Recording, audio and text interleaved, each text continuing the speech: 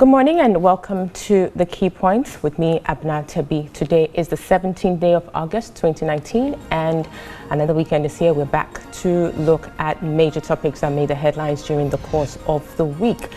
We're live from the studios of TV3 here in Accra. We're also live on 3FM 92.7 and across the globe at 3news.com. Also on our Facebook page, TV3 Ghana.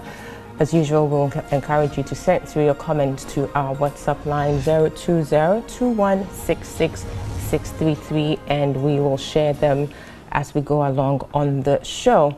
So this morning on the show, we shall be looking at 2 years after the banking sector cleanup. So the palpable signs of the cleanup of the banking sector and banking and financial sector by the Bank of Ghana, we could say, started some 2 years ago when the licenses of UT Bank and Capital Bank were revoked following a takeover of these two banks by GCB Bank in August 2017. Since then, it has been one financial institution after the other, and we had 5 indigenous banks, namely Beige Bank, the Construction Bank, Royal Bank, Sovereign Bank, and Unibank also having their licenses revoked and their assets and liabilities taken over by a newly established entity or a bank called the Consolidated Bank Ghana in August 2018.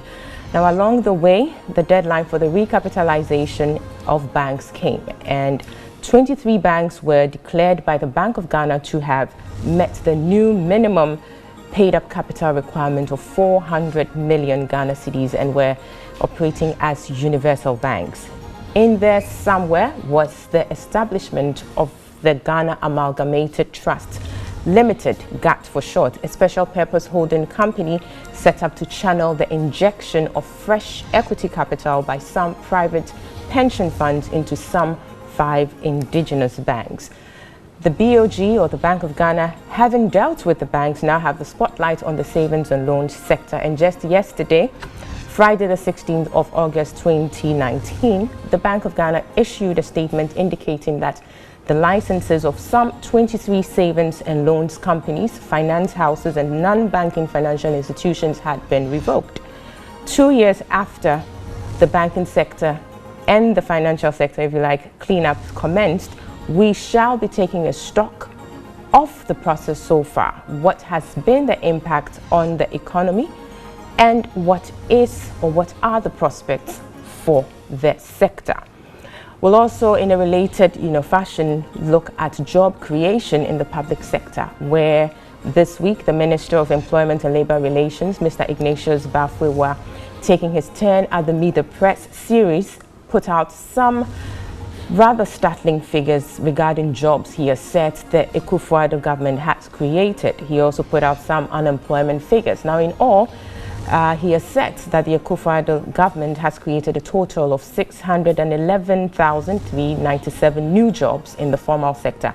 Now, out of this figure, 343,458 were provided by the ministries, departments, and agencies, while the remaining 267,939 were employed in the formal private sector. Now, on the show this morning, we shall be interrogating these figures put out by the Minister for Employment and Labour Relations. We're asking the questions: how credible are they, and where are these jobs exactly? What are they bringing to the people? And lastly, we'll turn our attention to the education sector, where we shall be looking at a number of reforms currently ongoing there.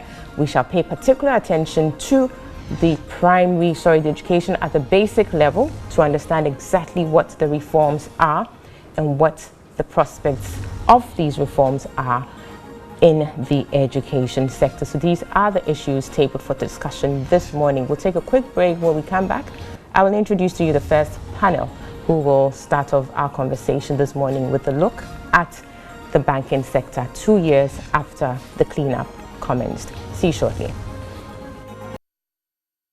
Welcome back. This is the Key Points. We're live on TV3, also live on 3FM 92.7 and around the world at 3news.com, also on our Facebook page, TV3 Ghana. So the panel for the first part of the show is here, and I will quickly introduce the panelists on that panel. From my extreme left, we have Dr. Lord Mensah. He is a senior lecturer at the University of Ghana Business School. Next to him is Dr. George Domfe. He is a development economist.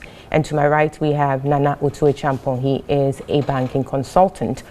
On the phone lines, we have Mr. Elliot Amoakon, Deputy Head, Banking Supervision of the Bank of Ghana. We'll start off the conversation with discussion with Mr. Elliot Amoakon, who is on the line. So let me quickly go on to the lines. Good morning, Mr. Amoakon. Good morning. And we do appreciate your time this morning. So we were, we received news yesterday, obviously, through the Bank of Ghana's press statement about the revocation of the licenses of some savings and loans and some other non-banking financial institutions, 23 of them. And it's been received with, some mixed reactions. We have some of the entities listed in there come out to, actually deny the assertions that were contained in the Bank of Ghana statement. Particularly, I'm speaking about the GN Limited. Now, tell us exactly what this new development is about and your reactions to the statement issued by GN Bank in respect of their position. Hello? Okay. Yes. Thank you for the opportunity. I think as you rightly put it, our press release was quite straight to the point and has given the background of why this action had to be taken. With specific reference to particular institutions that are putting information out there, I am not exactly privy to the particular release that you are referring to with respect to, I believe you meant GN Bank, right? GN Savings and Loans. You're saying you don't know about the GN Savings and Loan statement that has been issued, is that it? Well, I don't know the particular one you're referring to, but I have one before me, maybe just to help you.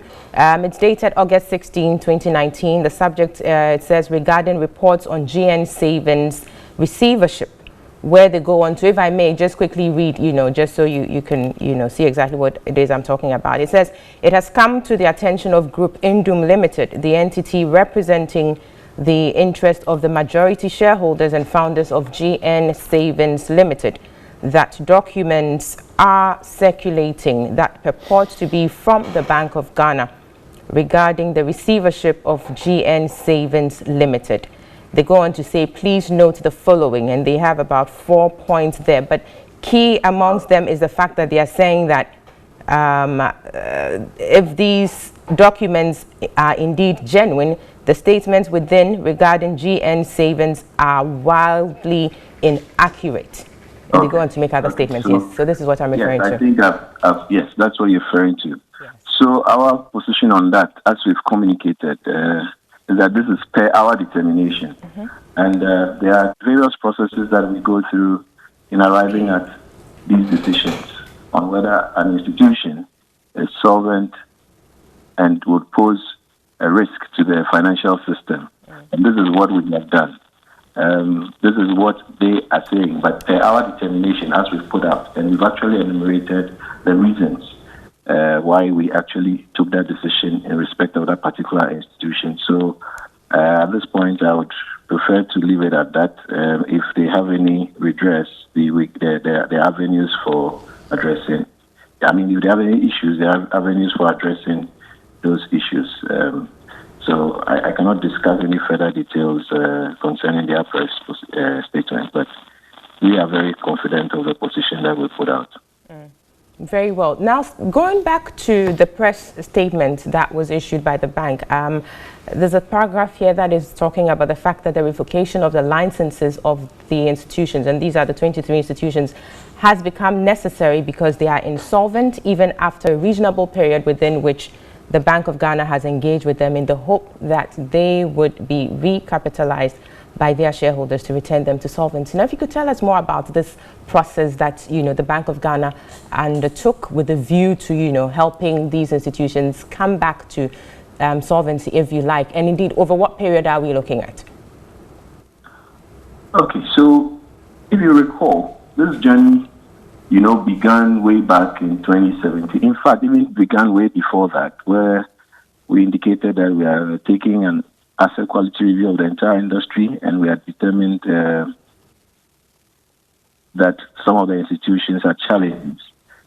Since that period, we've had engagement with almost all these institutions. We'd had to do it in phases. So you saw what we did with the banks, you saw what we did with the microfinance sector, and then now the savings and loan sector. And I would like to indicate that throughout all this period, whilst all that was going on, we've had engagement with some of the institutions that were determined to have challenges. We worked with them. We've gone through all the due processes, giving them ample opportunity, tried different options, and at this stage, we are convinced that this is the best way to go for the sake of the stability of the financial system. So when you say you gave them ample opportunity, if you could just tell us exactly what that is about, opportunities to do what? So you state in here, for instance, that there was an opportunity given for shareholders to recapitalize. Yes. Our processes actually are very clear, and the Act 930, which is our bylaw, actually stipulates what to do to institutions when they find themselves in different situations. So for an institution that is determined to be undercapitalized, we will typically give you the necessary legal leeway to recapitalize and bring yourself back to the normal regulatory limits. We've had all these engagements with these shareholders. They've been given ample opportunity to come up with different restoration plans. That's what we call capital restoration plans. We've worked with some of them through these restoration plans. Some of them we found feasible and have worked. Some institutions have been able to turn themselves around. And with others, we realized that throughout all these engagements, dating back to 2017 to date, shareholders have not been able to, and we are clear that they will not be able to recapitalize these institutions and make them viable within the shortest possible period.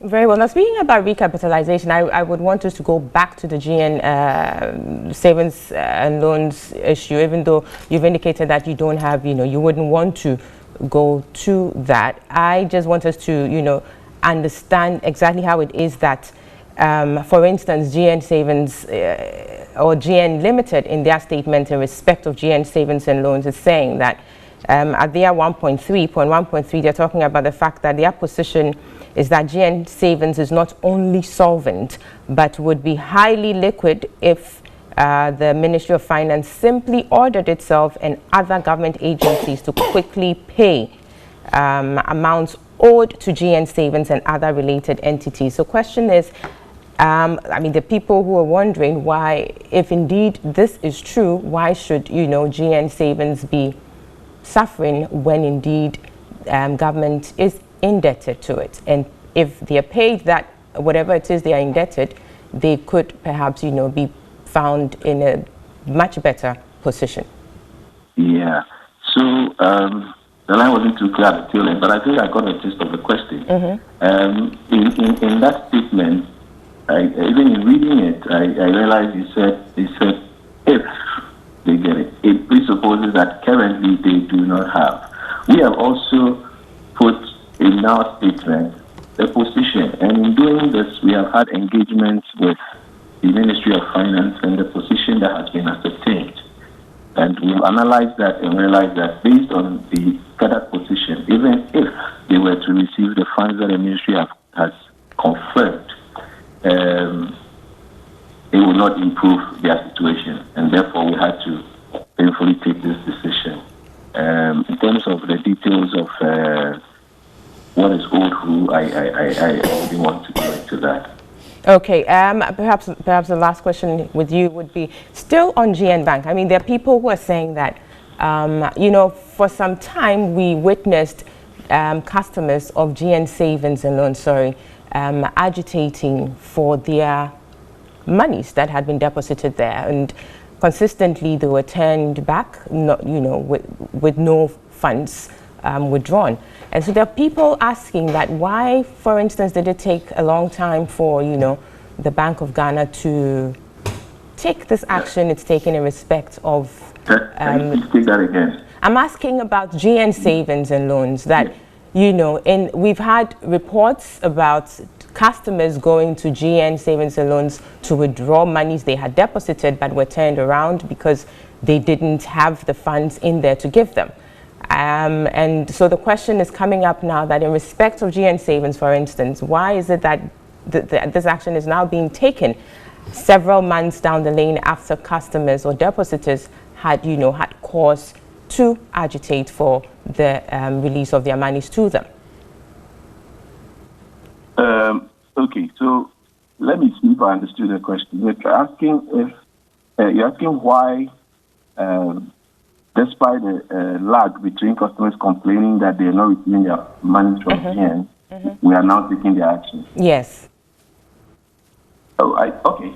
Then I guess it's consistent with what I was trying to explain, that typically revoking the license of an institution, a financial institution for that matter, is not a light decision. It has to be carefully planned to ensure an orderly exit of that institution. So it is, we don't go in to revoke licenses just because we've received a few complaints.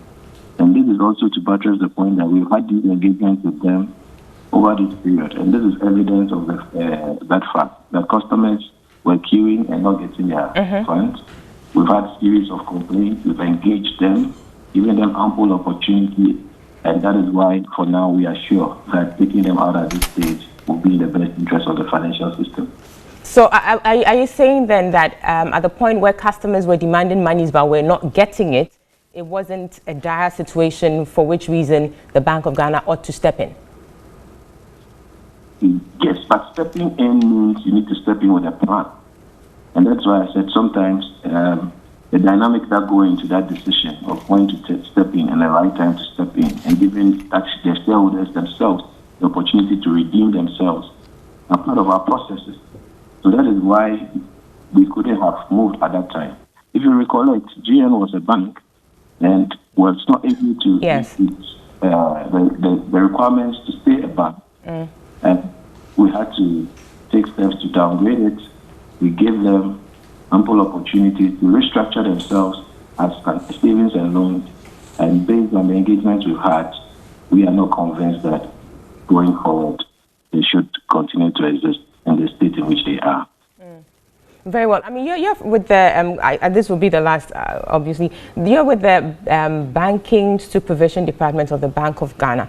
There's been talks about, the Bank of Ghana's role as a regulator and also in respect of monetary policy. And I mean, there are those who suggest that perhaps these two functions should be decoupled to make the supervisory role or the supervision of the sector more vibrant to perhaps forestall some of these developments we've seen in recent times. As a person within the Bank of Ghana, and particularly within the supervision department, what would you say to this? We've had these arguments, and if you look at the world around, there are various models for running for these things. There are pros and cons for each of these models that are being proposed. I guess the key thing is to be effective at what we do. And we believe that what we are doing currently is demonstrating that we are effectively supervising the system. We don't believe we still have a challenge. We are in developmental that we've indicated, taking steps, into the system. Thankfully, we have our new law, which is supporting us. We are coming up with various directives and guidelines to support the implementation of the law and ensuring a strict enforcement regime to support that law. We believe that is adequate for now. That conversation on whether to separate supervision, it's a discourse that can be had as a nation. We can all engage in that to see what works. We can look at what works and what doesn't work in other jurisdictions. Very well. And lastly, finally, what does this do to confidence in the sector? I mean, I do know that the ultimate objective of this whole cleanup is to boost confidence in the financial and banking sector.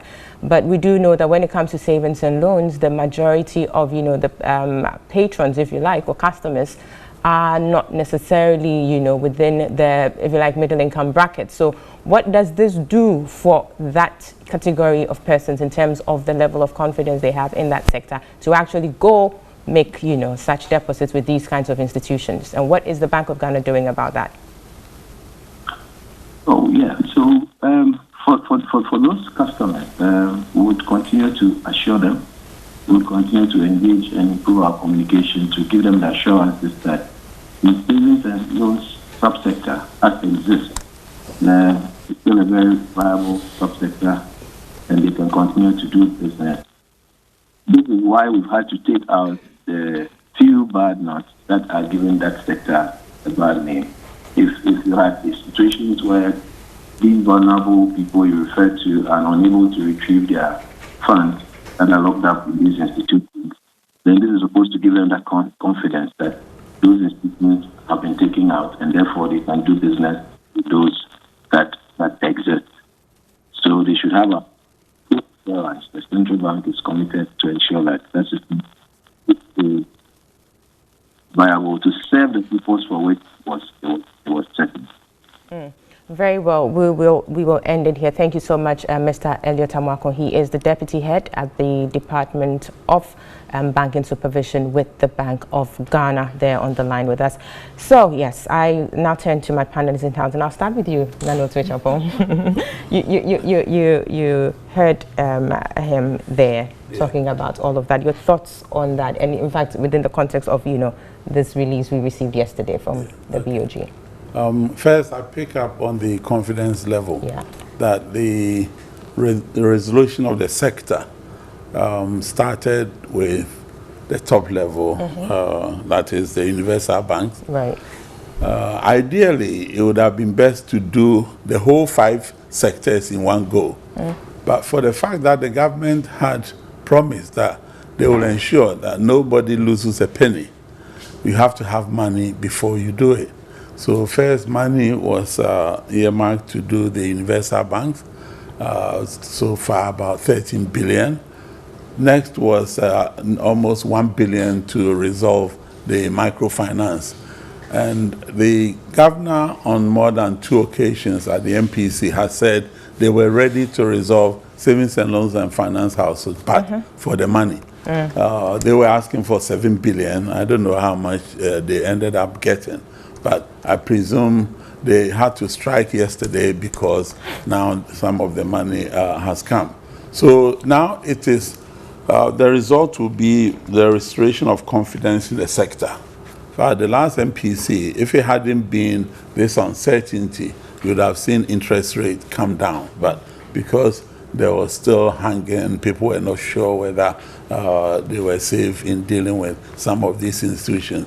So now that the exercise is complete, it means that people know the institutions they are dealing with.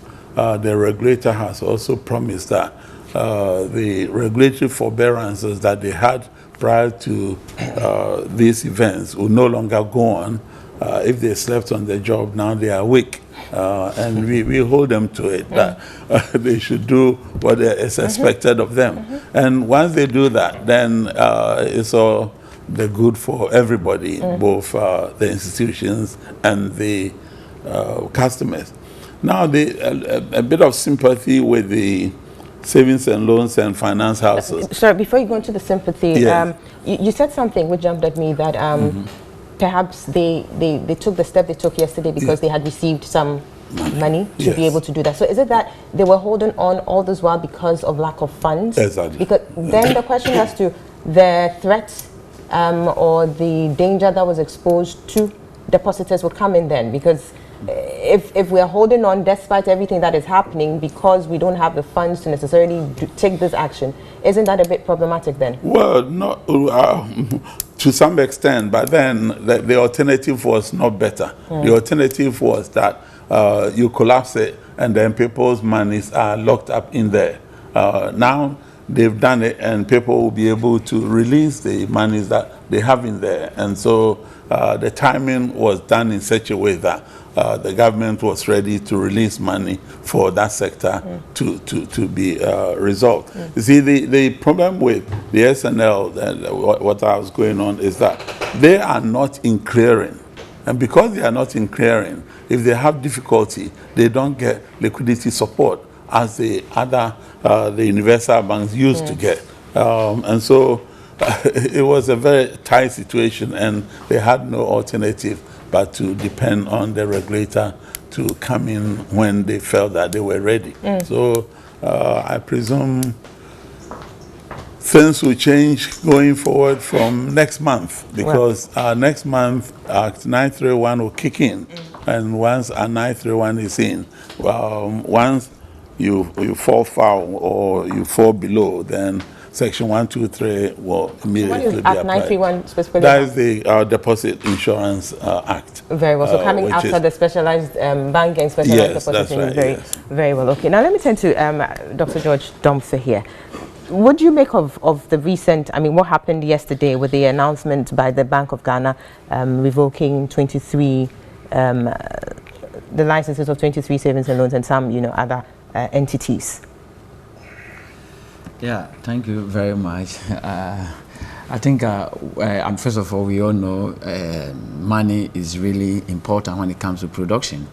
And we always say money is oil that lubricates production. Without money, just as without oil, engine cannot work.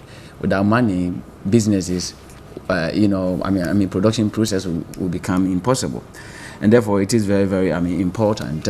We all know that this thing started way back 2014, 2015. And so, as part of the, measures, IMF, when we entered into the extended credit facility arrangements for them, this is one of the key things is noted that we need to clean our financial system. And it's all because with that, if your financial system is not vibrant, it goes a long way to affect, productivity and the entire, economy. And so I will say that as my brother just explained, the confidence level had really gone down.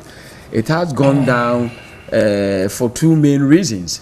And one had to do with the fact that the financial, especially the insolvent financial institutions, because they were not able or they were not in position to provide the essential services to their customers. So, for example, if I'm a customer A, you mentioned a bank had gone to this bank or savings and loan company for that particular service and was denied, then obviously, he's going to be discouraged. And when he goes home, he's going to tell a friend whom have been working or having a business with a solvent bank. And that, is to say that if Kofi went to his bank and didn't get his money, then it's likely to happen to be me. Next. Yeah. Then I have to go and take money. And so that creates what we call panic, withdrawal, and also loss of confidence in the whole banking system. And so that is obviously what happened. But when I listened to Mr. Amoah, that he said that they will continue to engage the public. Bank of Ghana is doing well now. They slept on their job. Now I think they're doing well. But their public engagement has been very poor. It has been very poor to an extent that people still think that what they are doing is rather, they have issues with the banks and they are just trying to collapse the banks for no reason. Right. And so that also is creating another fear of loss of confidence. And some actually think that the money being spent on the cleanup could have, gone to the aid of these banks and, savings and loans.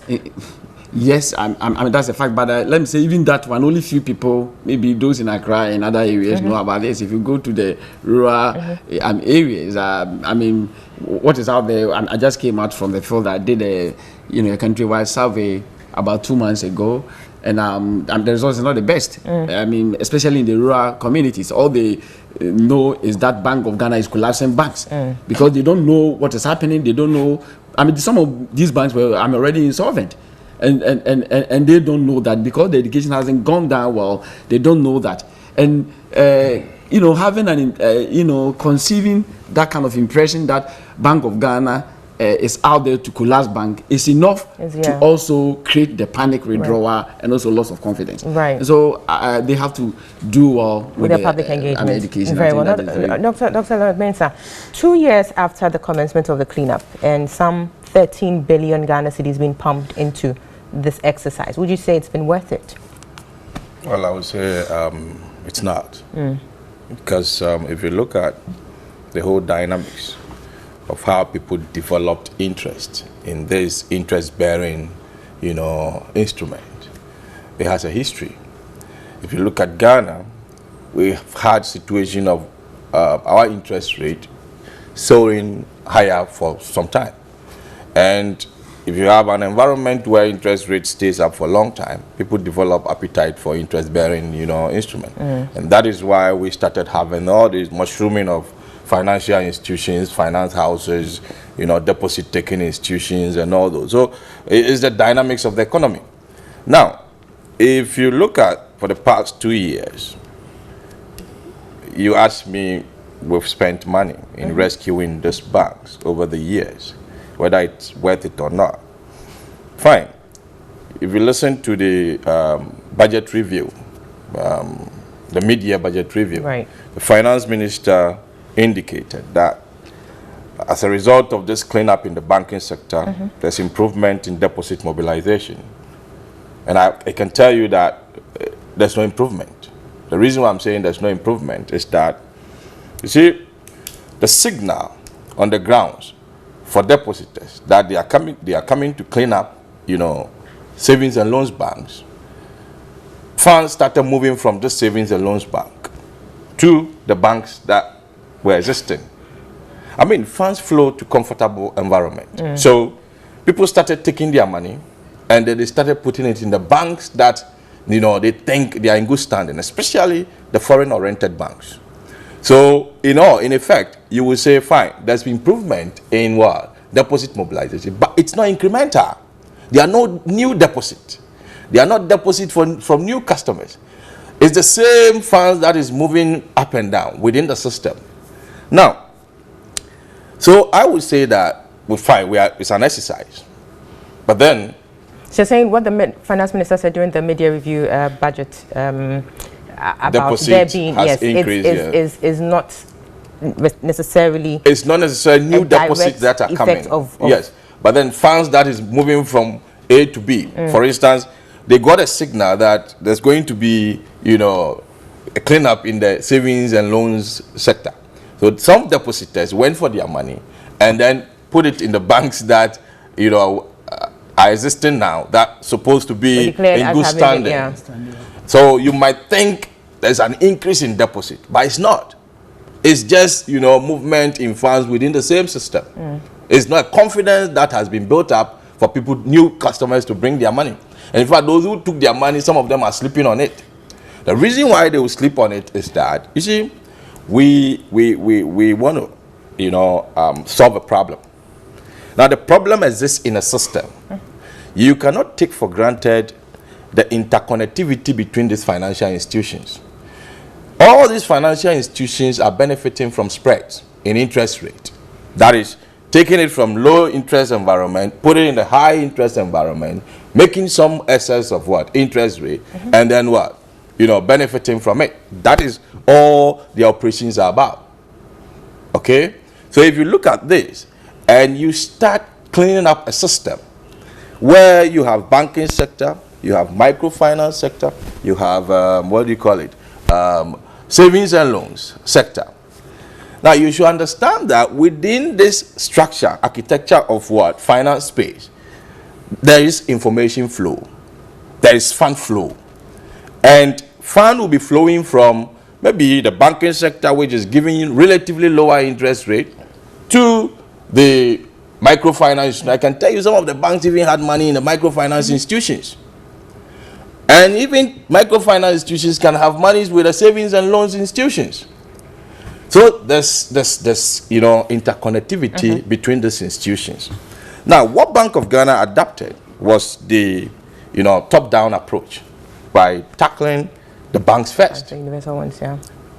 Now, holding up the banks, some funds that the banks had, right, with some of these institutions, okay, will get lost. In a sense that, you see, Heritage Bank, for instance, was promising very high interest rate. And I know a lot of finance houses were keeping their money with them. Beige Bank was also promising relatively higher interest rate, and a lot of banks for finance houses had monies with them, and all those savings and loans institutions also save with them. Now, if you hold up the banks, those funds that the savings and loans had with those banks obviously will not come. We've got receivership, all right. Receivership promised, you know, Bank of Ghana giving assurance that nobody will lose a penny. But I can tell you, some of the interest rate that were being promised by, you know, Beige Bank, Heritage Bank, were so high that they were not realistic on the ground. To some customers, you know, interest rate, in as much as when you go to the bank, you see interest rate being quoted 30%, it's negotiable, depending on the funds that you are bringing in. If you are a customer that is bringing in huge sums of money, you can negotiate and even get higher interest rate. So some of the interest rates were not realistic. So after putting all these banks together, right, becoming CBG, the receiver may assess the system, says, okay, fine, your interest rate that was promised you was so high, so it can be sliced into two. By that time, these microfinance institutions and then those savings and loans institutions have recorded those investments as assets on their balance sheet. Now, when they go back to their tables, you realize that because of the reduction in interest rate, those assets have been reduced by half. These assets were built on certain liabilities, which is obligations that they had with some depositors who have brought their money with that high interest. When they come, are you going to tell them that interest rate has been split into two? So now every depositor that comes to the financial institution will be targeting the principal.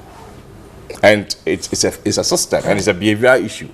Any depositor that hears that the financial institution that is invested in has a problem, he's targeting his principal first. Right. It doesn't matter how long the money has stayed with the institution. So if you look at these connections among all these financial institutions, once you hold up one sector, it will affect the rest. That is why in their statement, you heard Bank of Ghana statement saying that some of them were even not operating. Yes. Some of them were waiting for the Bank of Ghana to come and collapse or come and announce that stop operating. Then they move forward. Because the funds, you know, flow are connected. But one thing we also need to understand is information management. We always say in finance that the first commodity you need to consider before you talk about any financial product is information. That's the first product. Now, look at how Bank of Ghana handled the situation. It came in piecemeal. And this piecemeal nature of solving this, you know, problem or cleaning up the banking sector of the financial system can have a prolonged impact, you know, on the economy. Looking at the uncertainty nature of what? The information. Now, we dealt with the banks. Even dealing with the banks, how information was coming out. You'll be there and they tell you one bank is about to go. The next time another bank is about to go. So you see, you create that kind of uncertainty coming up with such information. Very well. Now we move on to that when we started cleaning the microfinance. Now you'll be there, they say, oh, microfinance, 20 of them, 15 of them. Then we realized it was about overboard, 300 and something. They've gone down. Now, savings and loans has come. Now, savings and loans came. There's a counter from GN Bank saying that savings, they are solvent because they still have some asset stuck somewhere. And they would even in a form of loan with the government. Yeah. You know, announcing that, look, we are solvent. So we don't understand why you revoke our licenses. Now, with this kind of uncertainty, look at how many months now since we started doing this cleanup. It's been 2 years. Look at the uncertainty that has been built up over these 2 years. Now, what stopped Bank of Ghana from doing all this at the hindsight, right? One day, if it would take the governor 10 hours to sit in a podium to announce. But is that feasible? I mean, it should be. At a go. Yes, let me tell you, it should be. We'll be interrogating that some more, but we need we need to take a break now. We'll come back to see how feasible that is, right, and then move on to. But I also want Nano Otuo-Champon's perspective on whether or not 2 years after the commencement of the cleanup of the sector and some 13 billion cedis pumped into the exercise so far, whether it's been worth the while and worth that exercise. We'll take a break. We'll see you shortly.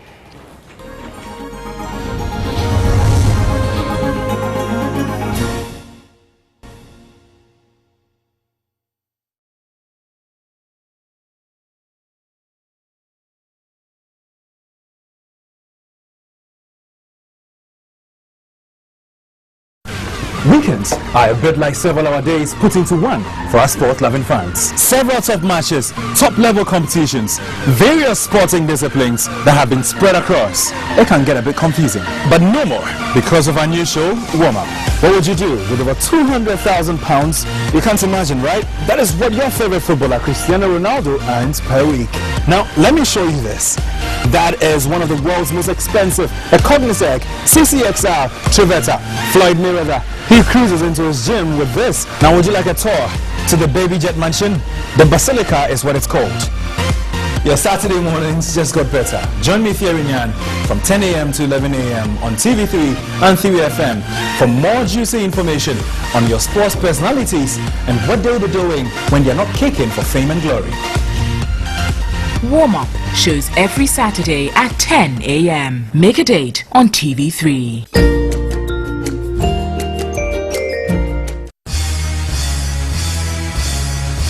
When the going gets tough, only the toughest get going. 15 lyrical warriors have made it to the semi-finals of the Connect FM Community Street Rap Battle, but only 10 will be selected for the grand finale. Is it Mr. Crayon, Abrasive, Appendicular, Biscuit, Crown Booker, This Way, FSB Obey, King Roper, King Zuba, Kwame Speechless, Kwesi Flame, Ladsmith, or Saji Foodmaker, Rich Joe, or Yao King? Let's battle it out at the Kojo Chrome Lorry Park on Saturday, 24th August with another blazing rap battle. 5 p.m. it is. The Connect FM Community Rap Battle is brought to you by Black Rock Honey Whiskey from Casablanca. Media partners TV3, Onia TV, 3FM 92.7, Onia 95.1 FM, Akoma 87.9 FM in Kumasi, and 3news.com.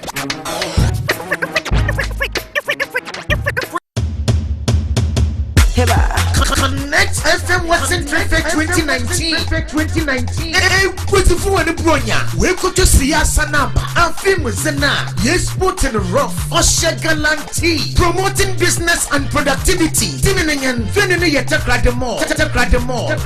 Tapak 1 Wednesday, 28 August. 6 Sunday, 1st September. 5 solid loaded days. And upon what you be around. Light man bay available. Would you to be a simple? For once and not turning on national week, maybe a ray and a bra. But the world more beer and so one can. No one sorry say me. Rebels in a taze. Western Trade Fair 2019. The Mall, 28 August, 61st September. And about 80 beer. Francis here and I register where 0245 78 86 and 031 22 91 035. The Connect FM Western Trade Fair is being supported by MTN Momo. MTN Momo, we there for you everywhere you go. Connect FM Western Trade Fair 2019. A beautiful and Bronya, promoting business and productivity.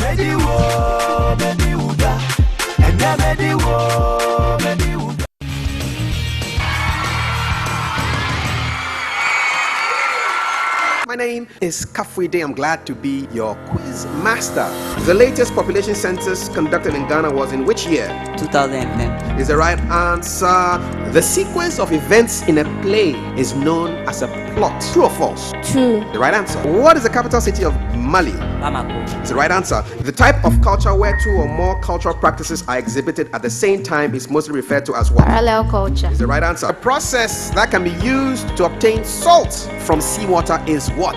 Evaporation. It's the right answer. The National Juniors Challenge is proudly brought to you by National Juniors Challenge, developing intellectuals. National Genius Challenge every Saturday at 2 p.m. on TV3.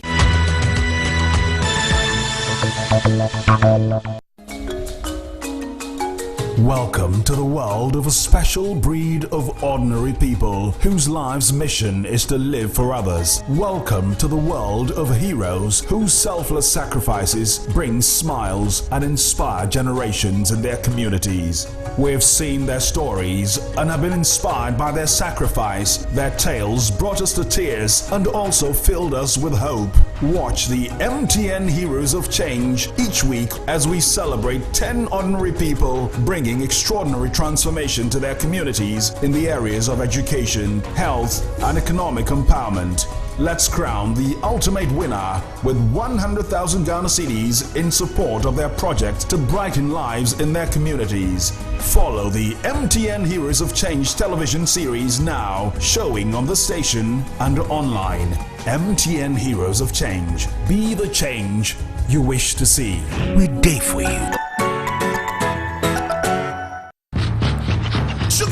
Chuku like the Unia FM Festival train. Are you ready for another exciting cultural tour on the Unia FM Festival train? Watch out for our fantastic cooking contest, super exciting music jams, and stimulating health walks at our fun-packed festival destinations. The Unia FM Festival train is coming to your destination. Watch out! Unia FM Festival train, promoting tourism through our rich cultural heritage. Like the train, y'all. Brought to you by Heaven Insecticide Spray and Coil and Apamacrel. It is an industry that provides millions of jobs to Ghanaians. It is a sector that offers the nation with over 60% of its protein requirements.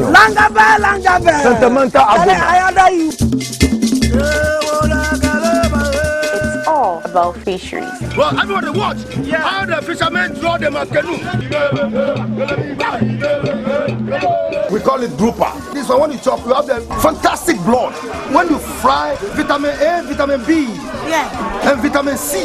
So for anchor for when you do the fishing, it's the anchor for number. That is the number. 15th May to 15th June. Afare funyina aje atum de wotenase na epono so we siesie ne ho. Join us on the Sisnibom Tabunibom show. Thank you for the words of sweet. My name is Joseph Langabe. Ohenere Mercy Asiedu. Fisheries Channel, Tuesdays at 10:30 a.m. on TV3.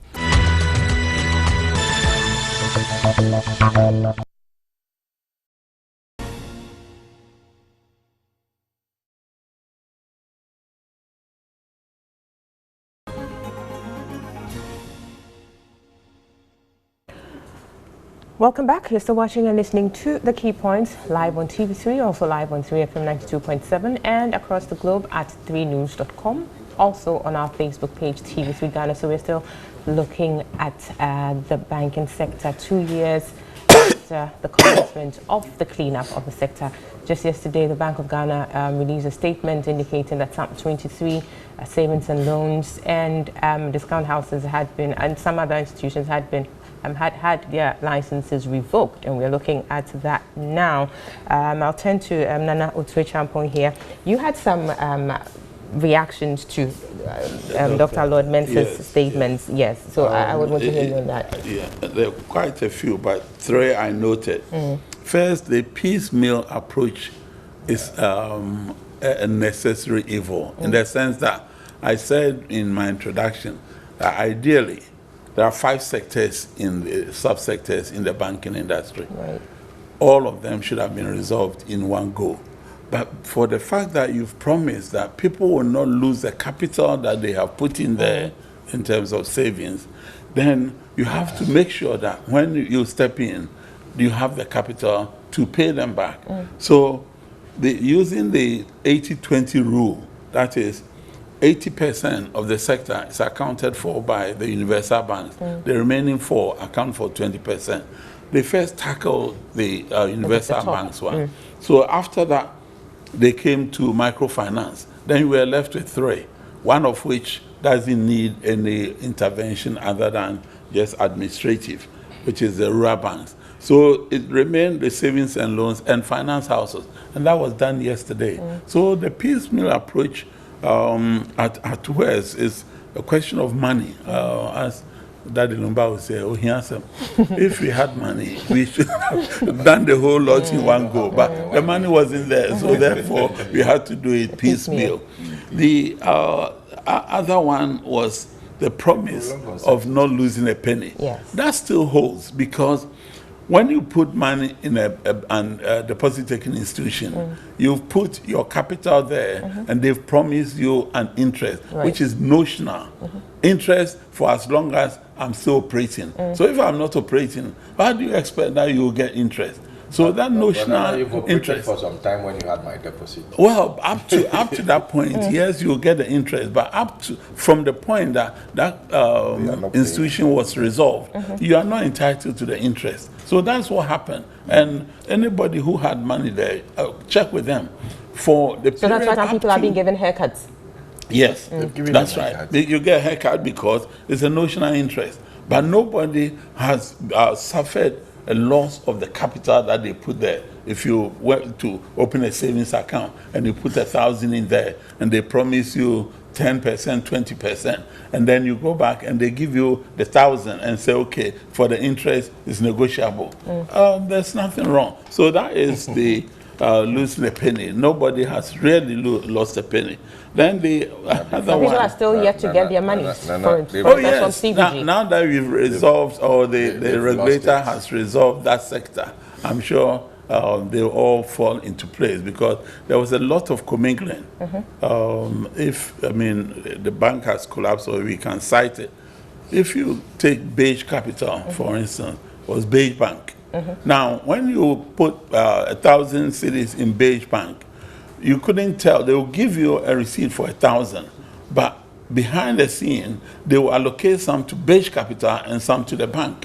So when they collapsed, they spent about 6 months trying to do the reconciliation of these figures. You see, so practical. We're talking about practical issues. Theoretically, yes, but it's practical against practicality against theory. Now, the other thing is the deposit mobilization that the Minister of Finance alluded to. And the attribution of that growth being given to the cleanup. Yeah. Now, if for the minister to come and make a statement like that, they would have got returns through BSD returns from the Bank of Ghana. So they are seeing that deposit compared year on year. Previous year it was 1, now it's become 1.5. Then there is an increase. Whether I don't know what is new money and what is old money. If people didn't have confidence in the system and they were keeping their money under their pillows, and now confidence is building up and they have put money. But that would be good, Nana, if indeed it's coming from a new, outside, if you like. But if it's from, as it were, we are running from the fire, so we are moving our funds to here, it's still within, it's just circulation. It won't increase. If that's the case, it won't increase. If you are moving it from A to B and the same amount, 100, you take it from and put it to, would that be an increase? When you talk of an increase, you are meaning that even if they are moving from A to B, it was 100 in A, and when it came to B, they have added an extra 50 to make it 150. So you're saying what Dr. Lord Mensah said, that they were moving from, perhaps savings and loans to the universal banks. It's not the case. No, that is, he wouldn't call it that there's an increase in deposit mobilization. Because it's the figures it's referring to, that the figures have gone up, and not anything else. And to me, he won't make that statement if the BSD returns have not confirmed that deposit mobilization has gone up. So I think we have to. So just the same question I put to Dr. Mensah. Would you say it's been worth it? 13 billion more that? than worth it. To me, it's more than worth it. I mean, when you had the banking crisis in 2007, 2008, how much did the America pump in? In one go, the Fed asked for 790 billion to be able to save following the collapse of Lehman Brothers. So I think within our small economy, if we put 13 billion for the universal banks, we've put 1 billion for the microfinance, and probably between 4 and 7 billion for the finance houses, then and savings and loans. Put it all together, some 21, 22 billion. I think it's worth it. Very well. I will quickly move to Dr. Domfe here, but still on this, Nana. You know, from the report of the Bank of Ghana, it became obvious that the crisis, you know, within the sector was as a result of one regulatory breach or another. Some of them bordering on criminalities, if you like. And against that background, a lot of people were hoping that we would see some action taken in that regard, because ultimately you're looking at a situation where there's some level of deterrence out there so that we don't see this thing recur. Otherwise, this 13 billion that we have pumped into the sector so far, you know, would only go to nothing. So that's the question people are asking. If indeed you had cause to, you know, revoke licenses for such serious breaches, how come we haven't even seen any semblance of, you know, some people being, you know, prosecuted? Even civil actions that have been mounted, some of them have been thrown out on procedural grounds. Well, my response is that we are in a democracy. We are not in the no, we are not saying come and, you know, Bongo Boys era. Definitely, you know, but let's see the signs that at least it's happening. It's been 2 years. Well, the information available to me and is public. It's not private. At the moment, there are some 41 directors being in court who are defending their various roles in the bank, to the extent that, you know, a threat that was in the collapse of the institutions was corporate governance. Now, the Bank of Ghana has come up with a new corporate governance directive, and I'm pleased to say I'm one of those, you know, dispensing that to the banks. And now some of the banks are having difficulty even recruiting board members, for the simple reason that the liabilities that are being put on directors is so onerous now that people are shying away from taking directorship on banks. And the 41 that is ongoing is not the beginning or the end of it. It is still unraveling, and I think the reports from the receivers will also probably rope in more people. But at the core, it's also the issue that banking is a business, it's risk-taking. So if somebody takes risk and it goes bad, it depends on, you know, whether it was a calculated risk or they had a premonition, they had a preconception to, you know, cheat the system. So yes, there are criminal sanctions, there are civil sanctions and so on, but to the best of my knowledge, people are being prosecuted. People are being prosecuted? Yes. Okay, we're yet to hear of that. I don't seem to have that. But we will be taking a bite. Oh, there was an interview with the Governor of the Bank of Ghana, Dr. Ernest Addison, in respect of, you know, the banking sector cleanup 2 years down the lane. So let's take a quick listen to some snippets of that and then return to the panelists in studio. So I think that we've ended, you know, the 2 years with a more solid banking sector. These are banks that are well capitalized, they are more liquid, they are more profitable. I think the governance of the banks have also been strengthened. And all of this is with a view to improving stability of the system and thereby, you know, allow the banks to be more effective. You know, banks are there to provide credit to support growth. If you have weak banks or banks that are not liquid, that intermediation function is not, you know, properly effected. So we think that our banks are in a better position to provide the necessary credit to fuel growth. What would you say was your biggest challenge as governor taking on this exercise? We were told that, I mean, from a few of the comments you've made here and there, that the banking system was in a mess when you took over as governor. I mean, How bad was it? imagine walking in the very first week I walked into this office. I had a debriefing from the International Monetary Fund telling me that, well, you have inherited some good things and some not too good things.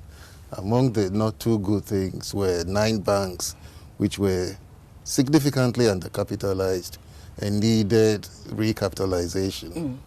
Among the 9 banks were 2 banks that were insolvent, and we think that the licenses of these 2 banks have to go. This was in April 2017.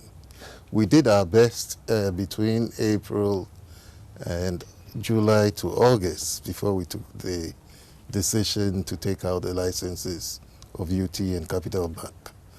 Between that time, we spent a lot of time discussing with the shareholders recapitalization plans for those 2 banks. It became very clear after the due diligence that the situation with the banks were so bad, the level of insolvency was so bad that you could not get any investors that were interested in putting any more money into those 2 banks. And therefore we had to revoke the licenses of those banks. It's not an easy decision to take. Right.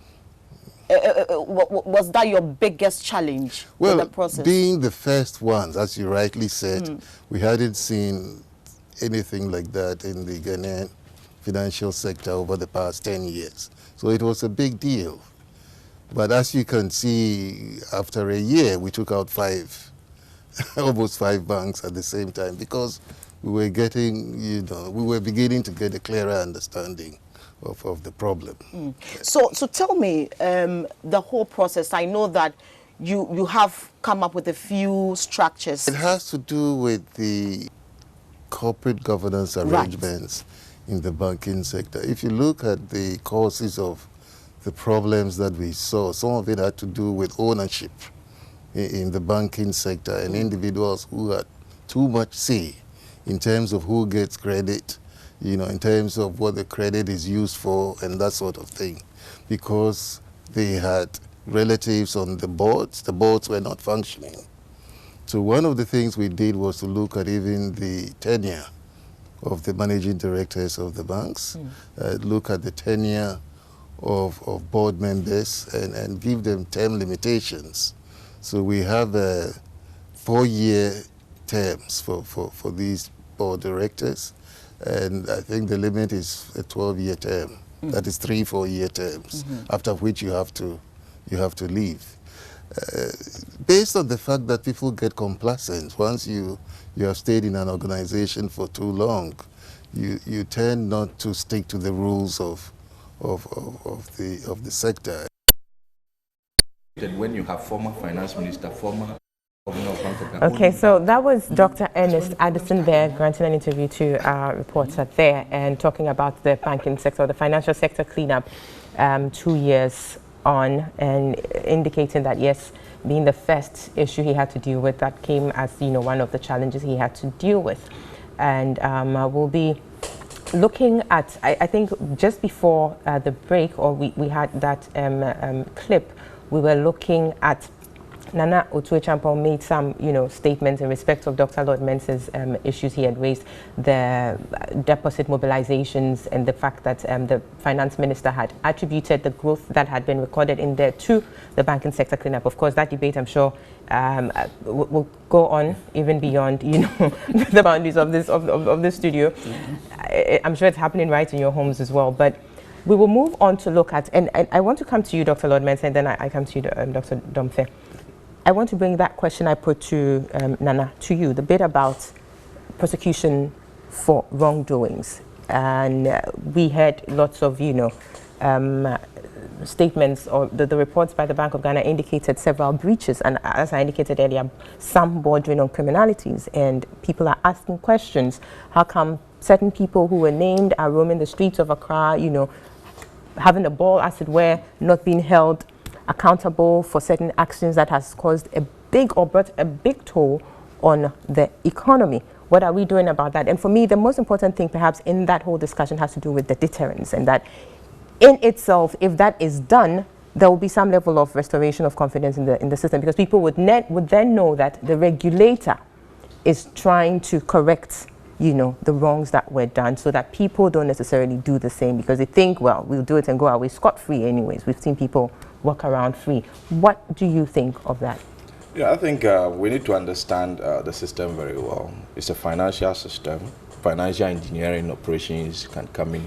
People would like to make money where they've not invested and all those. Let's look at, I mean, some of the declarations by the governor, I mean, during the cleaning up of the banks, the announcement he made. He said some banks started, you know, without, you know, capital, but then later they asked for liquidity support, and liquidity support was provided. In the end, we didn't see the head and tail of all these things.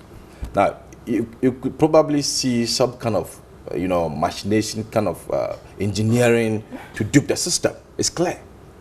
Now, all these things happen, like I started my presentation earlier. You know, you look at an environment where interest rate is growing. I mean, people's appetite on the financial system start growing in terms of investment, in terms of establishing banks and all those. But you could see clearly that some, you know, institutions were established purposely to steal. And it's clear. Because some come in huge. And when they come in, the rate at which they convert their assets, right, becomes so clear. Asset conversion means, I mean, taking somebody's money for 1 year and investing the money in real estate, right? Taking somebody's money for 2 years, and then the money has to go into long-term investment. Then you are mismatching your assets and liabilities. And for that, it's a purpose, because banking is about risk management. And the only way you can manage risk is to match your asset and your liabilities. And if it turns out that you are taking people's money for a short term, and then you are investing it in what? A long term, how do you, you know, return to those people who will demand their funds within the next year? So clearly, all these things were signals on the ground that we're supposed to pick to realize that people are into the financial space to come and steal. Now, talking about prosecuting them, I heard Nana saying that 41 of them are in court as we speak now. Now, does the public know about it? We can do that. You see, finance is about openness, how information gets open. You want to win confidence of what? Depositors, right? Now, those who, I mean, the law has caught up with them. You are attending to them, but then at the hand side of the public, meanwhile, is the taxpayers' money that we are going to use to rescue this situation. So why don't you make the ups and downs in the courtroom public? I mean, we've had cases that we show, you know, most of them on television and all those. Now, trust me, I always say that the way we treat this, the happenings now, would determine whether this thing has a chance to reoccur or not. Exactly. I mean, it's so clear. Until we come out clearly, definitely, to the public, to tell them what someone has done, and in the end, these are the punitive measures. Now, Nana mentioned about corporate governance guidelines that has been introduced and posing more liabilities to directors, so people don't want to be directors now. Now, I'm looking at the directive, which part of the directive that clearly spells out the punitive measures if a director falters, right? I mean, we can have all those things on paper, but trust me, they don't bite. So for me, the way we treat the happenings now will determine, because we had R5, we had Piram and all those, why are we having this at this time? Because we lost memory of it. Right, on the prosecutions, let's take a listen to Dr. Ernest Addison as he granted that interview. He touched on that, so let's take a listen to specifically what he said in respect of that, and come to Dr. Domfe here. The judicial process is what is really a problem for many. We haven't seen people whose names have come out. I think you should give them some time. I think you should give them some time. I know they are working hard at it, and hopefully before the year end, we'll see some of these cases. And so this case is with the courts now, or it hasn't gone to the court yet? I know that there are some preparations towards that. that the people involved will be prosecuted as a deterrent to those. I know that there are some processes towards that. So let's wait and see what happens. By the end of the year, we should see something. Okay, so that you heard that from Dr. Addison. There are some processes towards that. We don't know exactly what that means, whether they are in court. We do hear from Nana that some 41 persons are, there. What exactly is the situation? It's all about openness to, ensure that the confidence is restored into the system. And so we would keep our eye on that space. Now, Dr. Domfe, your thoughts on that as well. And moving forward, the Bank of Ghana, in its statement, I'm trying to locate that portion, specifically talks about the fact that, yes, they're going to try to be more vigilant and everything. What exactly, when you hear that, are you convinced that indeed we're going to see, some new face to the operations of the Bank of Ghana? Yeah, so let me first of all say that this particular governor is doing well. If you compare him to the last two that we had, I would say that he's doing very well, except that he has to be. He needs to do more. He needs to do more. What we are talking about, clearly, when sometimes you sit down to think about how the whole thing came up, you want to believe that some people somewhere sat to dupe the system. And how on earth do you go to Bank of Ghana to say that I want to set up a bank? At the time, the minimum capital requirement was $120 million, dollars. You didn't have it. And because you had the political weight, you went there and you were issued with licenses to operate a bank. And when that bank was not doing well, you went again to seek for liquidity assistance, and you were given. You not hear this anywhere. And so if we do things this way, then it becomes a problem. If someone steals a yam, a tuber of yam, and you have to send this person to court, I think it is a way. Let me say, my colleagues have talked a lot about that, and I don't want to, belabor the point. But let me take something from the budget that was read. And if you permit me, I want to read it. Sure. That is statement number 142. And the minister said, Bank of Ghana is taking steps to ensure that all relevant partners whose actions contributed to the failure of the insolvent banks are held accountable through administrative, civil, and criminal actions as appropriate. And as Nana really put it, 41 or so of them from the bank are now being engaged by Amiyoko. That is not enough. We don't hear anything.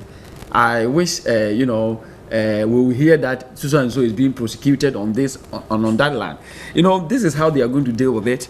We are working to make sure they are punished. We are working to make sure we are punished. In the next 2 years, you don't hear anything, and the matter does down. And when this happened, as Dr. Lord Mensah put it, it will, reoccur, because now that people have sat down to listen to all that have happened, if you can go to Bank of Ghana, create a bank when you don't even have the minimum capital requirement, and at the end of the day, if you are seeking bailout, you'll be given, and yet when you squander it, nothing is done to you. Then people are now going to plan to come big on this. And it is very serious. This year, we're talking about, Ghana government spending about a little over 80 billion Ghana cedis. And all that, the capital goes into capital expenditure is about 5 billion. When we talk about capital expenditure, we're talking about the road construction. We're talking about, and this year, during the first quarter of the year, we saw that the construction sector is growing negatively. That means that we are not doing enough when it comes to capital and expenditure. We are not doing enough when it comes to construction of roads, when it comes to construction of schools and all that. And if the whole year you are thinking about spending 5 to 8 billion on roads, and you are going to use 7 billion as bailout, money that is supposed to be 21 billion. The entire I'm even talking about the savings and loan one that is about 7 billion, right? And then the 13 billion has already gone to the commercial banks, and 1 billion to the microfinance. That's 21. That's huge. And so I want, this social media campaign, This is where they have to, in fact, drop that chamber work. And so here, I think we need this campaign. Right. Seriously. Maybe we should count one, before the show ends, and then we'll put it out there. You never know what that is going to achieve. But we need to take a break. When we come back, we'll wrap up on this topic, and also we'll delve into job creation figures that has been turned out by the Minister of Labour and Employment Relations. See you after this break. They're defining their own. Welcome back. So we are wrapping up on the conversation about the 2 years of the banking sector cleanup, and then we'll go into the job creation figures that the Ministry of Labour, Employment and Labour Relations put out on Thursday this week. I'll go to Nana now. Nana, I know you have some comments you've noted down, but in wrapping up on this particular conversation, I think I would want us to look at the rural banks and community banking sector, because that is important as well. And in the statement that the Bank of Ghana issued in respect of the savings and loans, it indicates that they will be working with ARB Apex Bank to reposition the rural and community banking sector to enable them to better support rural economic development. And I'm bringing this up because, of course, we're looking at the various subsectors of the sector we are looking at. And definitely this part also is an important area we need to look at to ensure that, it is kept in a good position. That we are not surprised with some, news coming from that quarters as well. So yes, before I come to the rural community banks, the 3 points that I noted from Dr. Mensah's submission. The one, a blanket statement saying people started a bank without capital. I think that would be unfair on the regulator, that they would have issued a license without capital. What they said was people obtain license under false pretenses. That is, they did what we all did when we went to school, and then you needed to renew your visa. So you have to take your bank statement to the Home Office. So you ask Abner, can I have £100? Can I have £200? You put it in your account, and then you send to Home Office. They put a visa in, and then as soon as you get, you return the money, right? So the false pretenses worked on a similar basis. At the end of the day, you don't have capital. Well, but you see, at the end of the day, you don't have capital. You don't have it. So then the issue about the court cases, I read it. I didn't get it from anybody. It was a public data that I read. The liabilities, in fact, Section 56 is what gives power to the issuance of the corporate governance guideline. And the Ghana went for the rule-based corporate governance. There are two approaches, either principles-based or rule-based. And countries like UK, South Africa, Nigeria, they have the principles-based. And Ghana and the US have the rule-based. Now, the rule-based means you base it on an existing law. And the law that we base it on is Act 930, which is the Banks and Specialized Deposit-Taking Institutions Act. Now, we have gone through the whole act, and we've identified liabilities on directors, 52 of them. So this is not hidden anywhere. If you care to read Act 930, you'll find them there. So, and these are some of the liabilities that, are scaring people off. And now, if you're a member of the board, you are both jointly and severally liable for any infractions that are committed. We do appreciate the fact that it's here, but the question then is the ordinary person on the street. The enforcement of it, for instance. The enforcement, we can only depend on those who are supposed to enforce. Exactly. So, and they have promised that they will ensure that, because this was it 3 days ago, the regulator issued a statement about what is described in the business as finder's fee. that somebody, brings a deposit and then they are paid some incentive. Now, they have quoted the section of the law to say that it's not going to be countenanced, and people should stop. So things are being done. If you open your eyes, if you decide not to open your eyes, you won't see anything. But if you open your eyes and you keep your nose to the grind, as I am, because I'm a banking consultant. Anything, because I read banking, sleep banking, and dream banking. So for people who don't drink banking, sleep banking, eat banking, they will know. And so the Bank of Ghana should put it in our face. Well, they can do that, but I mean, it's up to our media, the fourth estate, to help us with that. We are doing that. Unfortunately, sometimes the financial journalism is a bit limited, but if you do that, then the people will be aware. So the liabilities are there, and in fact, this compulsory certification program that all members of board of directors of banks are going through is an annual certification. It's in 4 modules, and in the first one, which is the introductory part, we've been asked to bring the liabilities forward.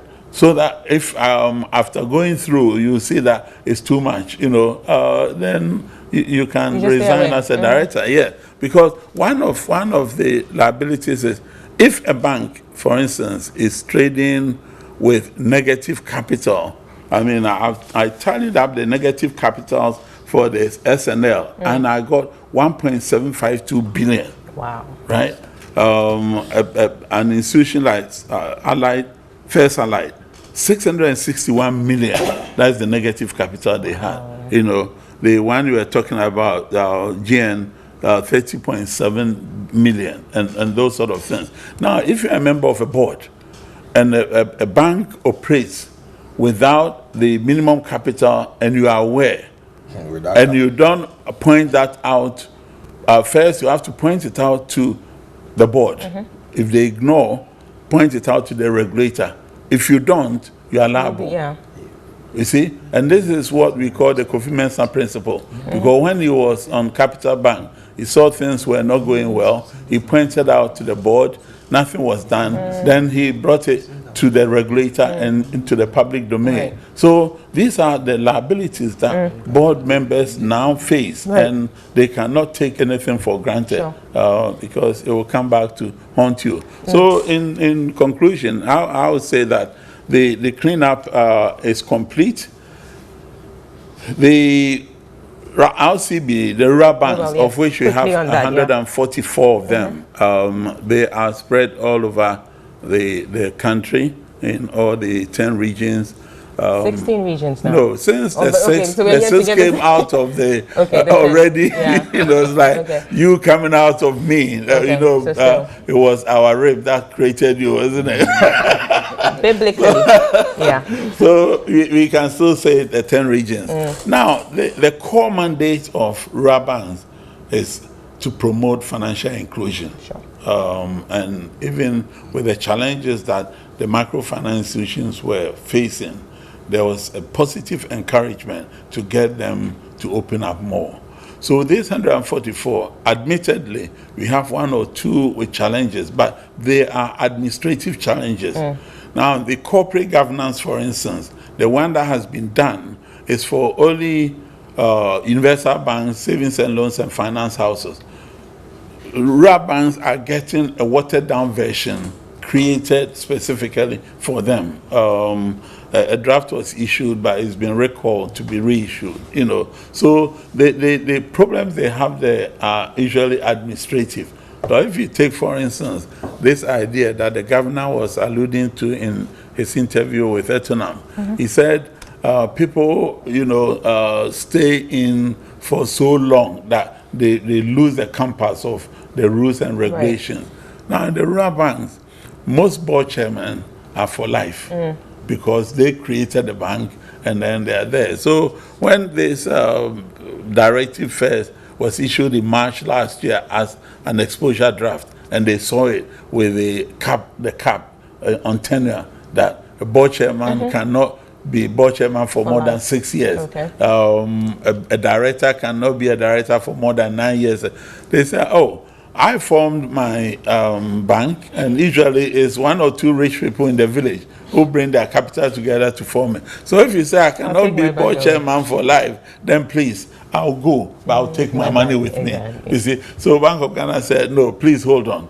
We are going to issue a watered down version for you and take account of your peculiar circumstances. And indeed, they have a peculiar circumstance because who would want to cite a bank in a remote village like, say, my hometown? You know, nobody will, because what is the economic capital of the people there? Sure. Just, you know, Tutobibidi type of farming. So I think this is the issue with the RAB banks. It's fit for purpose. Then obviously it would meet the objective. Exactly. So that is what we need to know. So clearly, some steps being taken in that regard. And yeah, so Dr. Domfe, your concluding remarks on this. Okay, I mean, concluding, let me... Before we launch into jobs. Yeah, let me say that in terms of the impact, I think I see it with the banks, liquidity has now been improved because now,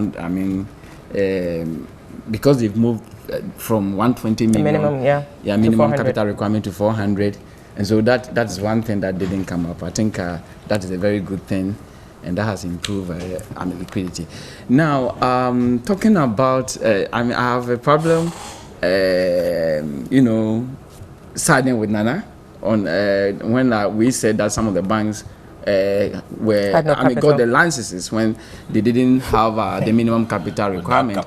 Nana used a very nice construction to but I think we came to the conclusion. The fact of the matter is that the value is the same.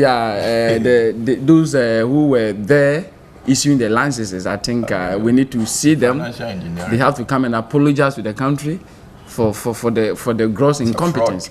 Yeah, and maybe punish appropriately, because I don't think it is a good way to go. And here I see something political in it. My party comes to office, to power, and I have to. If I want to form a government, a bank, I just go to them. My president or the powers that be. I need to get a bank at all costs. So I go there. I don't have the money, or even if I have. It's not up to what is needed to set up a bank, and then once so the rules are bent in your favor. Exactly, and then later I put in request for liquidity assistance, and I'm given. I think that is a crime, and so we need to. So that is all that I need. Very well, Dr. Lord Mentor. Well, clean up complete. We know it's a clean up. At the end of the day, we've lingered in uncertainty for long, and I believe that going forward, the Bank of Ghana will work hard to build up the confidence. You said they'll be more vigilant. Yeah, of course. To build up confidence again in the system. As we speak now, people are prepared to sleep on their money. And it's straightforward, I'm telling you. So if you want to know those who want to sleep on their money, you're going to repair your car, speak to those who sell engines and all those. They will tell you that, Doc, I don't take the money to the bank anymore. Because I won't take my money to savings and loans or maybe microfinance, and when I'm going for the money, I'll struggle to get it back. So they are sleeping on it at home, which is clear indication that people have lost trust in the financial system. We need to work hard to win confidence back again. Right, now we go into the conversation about job creation in the public sector, where this week Minister for Employment and Labour Relations, Mr. Ignatius Bafwewa, put out some startling figures. He says that the Akufo-Addo government has been able to create a total of about 611,397 jobs in the formal sector, and out of this figure, 343,458 came from the ministries, departments and agencies, MDAs, and 267,939 came from placement in other formal private sector areas. Of course, people have asked questions about this. Credibility issues have come up. Where are these jobs exactly? And what exactly is going into these, or what informed, these kinds of figures that we are having here? I'll start with you, Dr. Domfe. Job creation remains a challenge for us. I was reading some, literature as I was researching for this, and I came across the fact that yes, whilst growth may have increased at some point, we haven't been able to, that growth has not been able to translate into job creation. And obviously, the reason is that the growth is not in the areas that would necessarily, bring about the generations. Talking about manufacturing and agriculture. So we seem to be grappling with this issue. But key for me is, where the minister is talking about certain sectors that have resulted in certain numbers of jobs. Planting for Food and Jobs program, for instance, has come in, and that sector apparently contributed 1,539,000 new jobs. These figures you're hearing, what do you make of them? Thank you very much. Yeah. When it comes to the issue of job creation, as you rightly put it, it is very, very important. I always talk about this, statistics. This is a research that we did about 5 years or so ago, and we realized that every year we get about 300,000 people entering the labor market, that is new entrants. And out of this 300,000, government has ability to employ or engage only 5,000 of them. What is even very bad about the situation is that 88,000 of the 300 are coming from our tertiary institutions. And so look at how expensive our education is. You don't have money, you struggle to put your child through university, and at the end of the day he comes back home to sit for you to feed a child. It is a problem. And as you rightly put it, the economy has been doing very well in recent years. So we are growing. Unfortunately, it's not creating jobs. So and you put it right when you said that some of the sectors that are doing very well don't create jobs. For example, mining and quarrying subsector, where we have oil and the others. Are the main reason why the economy is doing so well, and yet that sector doesn't create much job. What is very, very important that we need to know about what is happening currently, maybe beginning from last year, is that last year we saw agricultural sector and the manufacturing sector jointly contributing to the 15% of the entire growth, and that was remarkable. If you look back to our history, we don't normally get that. Agricultural sector, together with all the 5 subsectors, grew about 6.1%. The manufacturing sector grew around 3.9%, and that was something that was so beautiful. And so, if you combine these two sectors, and these two sectors are the sectors that can create jobs. If you combine these two sectors together, and they are doing very well, anytime they grow, the implication is that new hands are being engaged, and that is the job creation. And so what we saw last year, 2018, was very beautiful. But at the beginning of the year, the first quarter, the story was not so good, because the first quarter of 2018, agricultural sector was growing over 4%. But this year, during the first quarter, agricultural sector grew just around 2%. And that means that agricultural sector is contribution to the entire growth is now dipping. And so I have of course it happens. The first quarter you don't do well, it picks up. It picks up. But I'm just comparing the first quarter of 2018.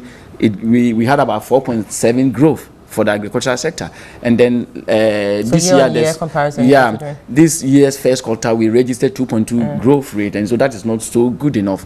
But that's interesting, because Planting for Food and Jobs, according to the minister, accounted for 1,539,000 new jobs. So I'm sure the minister is referring to at the end of 31st December 2018, which is something we would need to know what specifically. The agricultural sector did very well, and so was also the manufacturing sector. In fact, manufacturing sector, as we speak, is still doing very well, and I wish we are able to sustain the gains. This is what will make our economy, one of the best, and maybe in future we wouldn't have to travel through the Mediterranean Sea to look for seek for greener pastures. But talking about that, I'm planting for planting for food and job. I think we have to be very careful when we are talking about the job creation.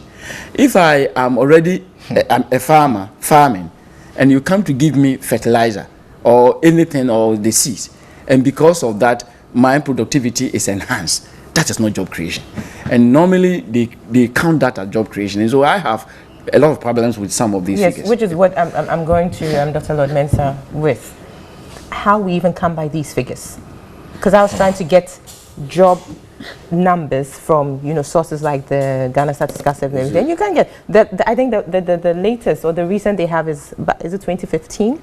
So even the source of these is an issue in itself, which is why people are asking questions about, you know, how credible these figures are. Right, let me quickly jump in here. I'm not a labor expert, but I can tell you that jobs creation and funds flow, they go hand in hand. Now, the jobs that we're talking about as we speak now are not sustainable jobs. They are not jobs that people can rely on and say, we're going on pension with, we can retire on it, and in the end, our pensions are secured. Now, whilst we're talking about job creation, we should talk about job losses as well, so that you see the net effect on the economy. Now, if you look at how you see as we stand now, there's liquidity problem in this economy. Funds at the banking sector, when you go to the banking sector to access loans, is quite difficult because interest rates are high. For some cases, we don't have, you know, the money as we speak at the banks. Now, this liquidity will determine how money gets to the private man. And the private man can use this money to do business, and therefore, by so doing, you know, employ people.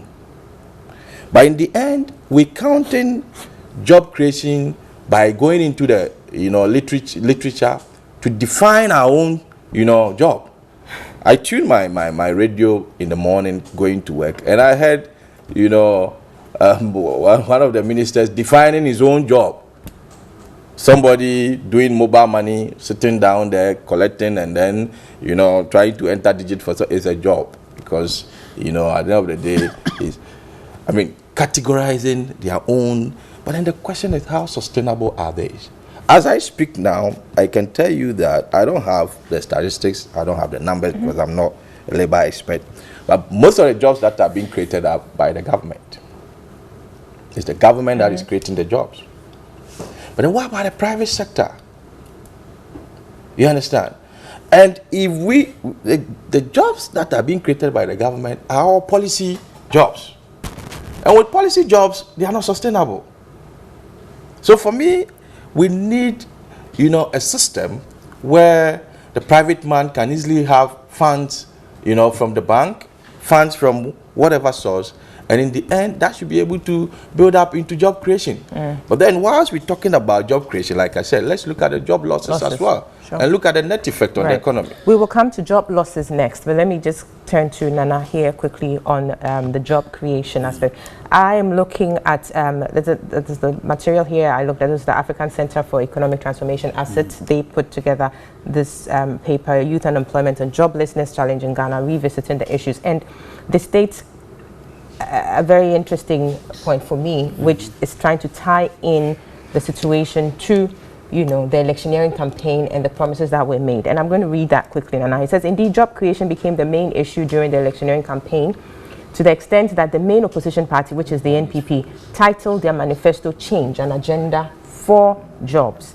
Employment generation strategy in the document was anchored on industrialization linked with modernized agriculture, with two key campaign issues: one district, one factory, and one village, one dam, alongside planting for food and jobs, to show the party's commitment to promoting employment generation of their government. So clearly, as has been said, we're looking at sectors that can generate jobs.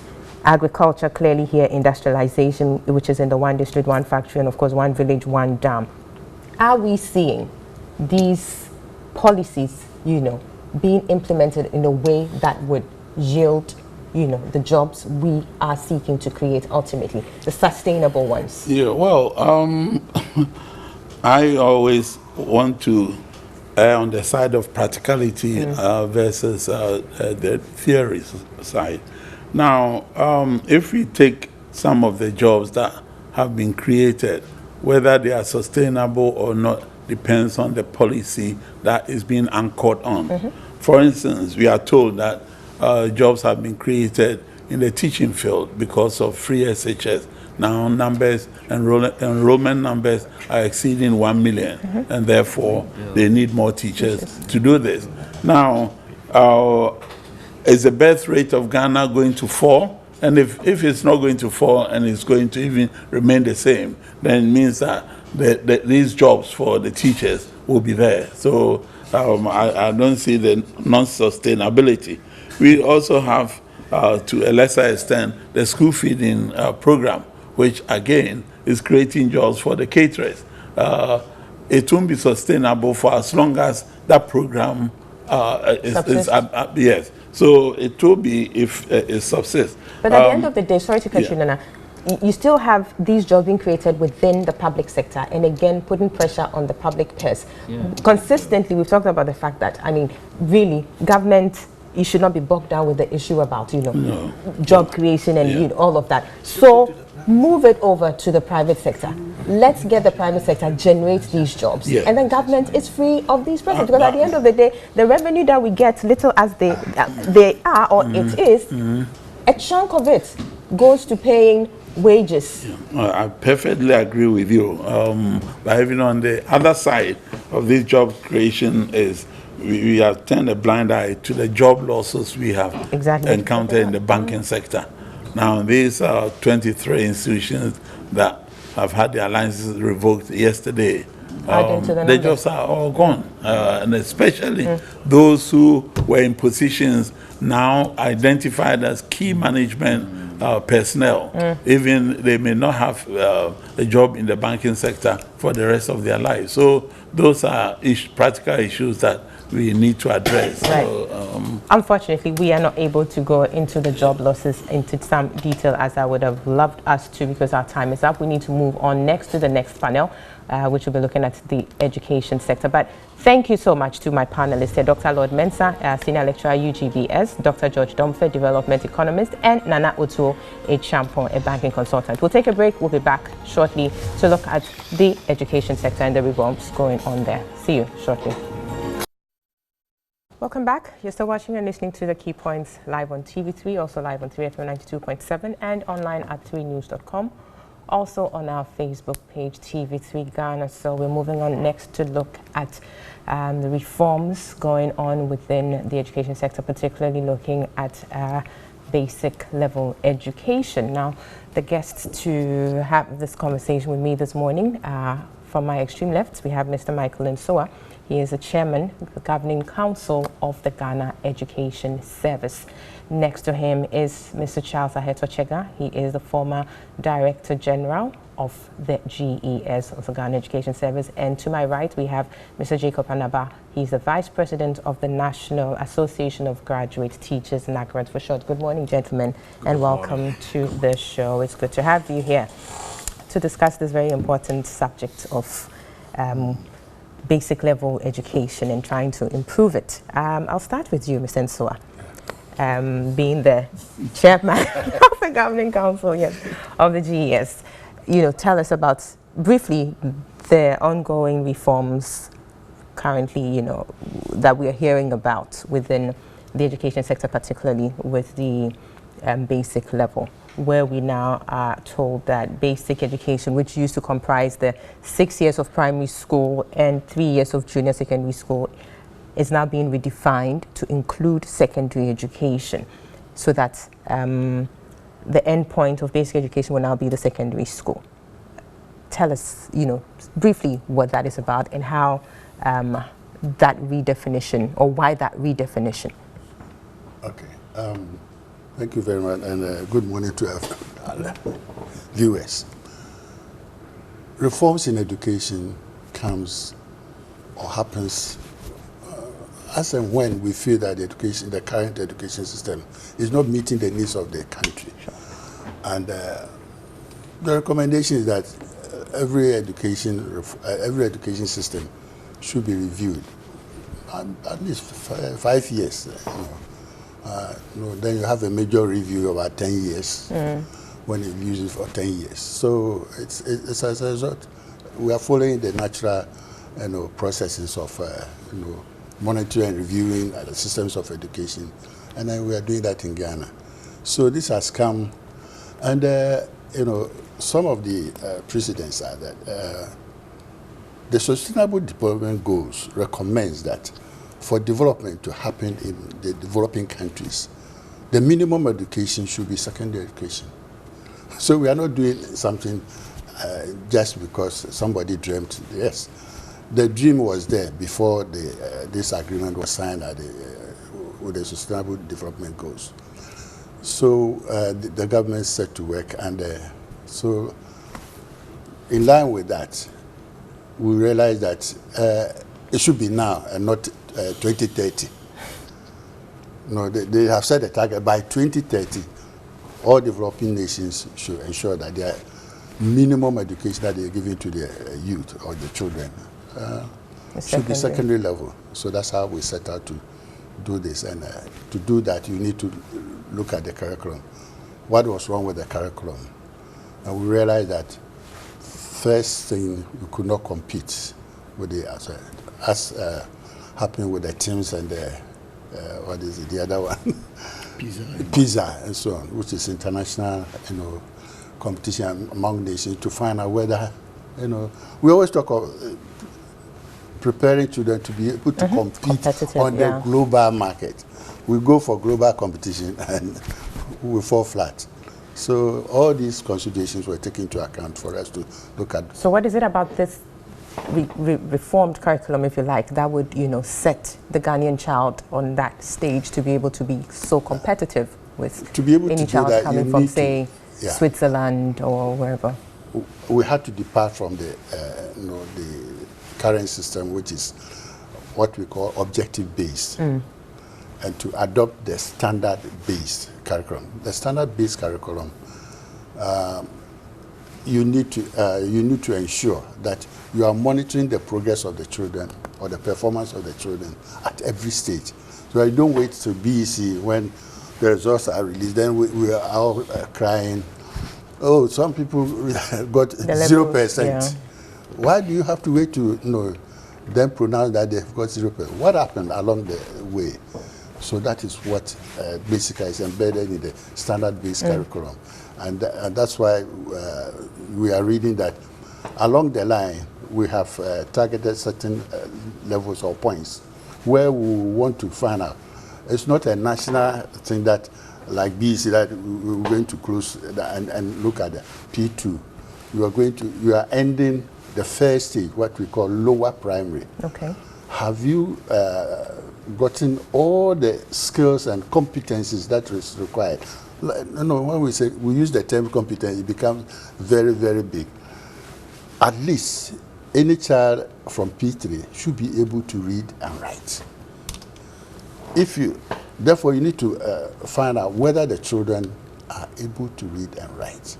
At least that alone will ensure that, yes, now you can build on it as they go along or move into the upper primary. So primary 2 is ends the lower primary? No, primary 3 is primary 3. So okay, before from you get 2 to 3. Yeah, we want to ensure so that if you are still not up to the standard, then implied in it is that the teacher or the school will have to ensure that all children have attained the basics, so that by primary 3 you can confidently say that they have completed or they have gotten all the basic competencies and skills, and therefore can now move to upper primary. When you are moving into upper primary, things will change. In the lower primary, yes, you can intermingle with local language and English language, because it's English language that is the major medium of instruction. So if you are at that level, it means now we are transiting or bridging to a higher level, completely use of English language. And therefore, are these children ready to be taught in completely English language? So what happens if the assessment returns negative, that no, they're not ready? What happens? What's their check? What happens then? What will happen?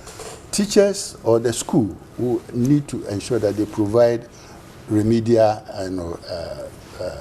classes for these people. So in terms of operationally, I just want to understand, so what would happen? Is it that these kids will be set aside whilst the others progress to stage 3?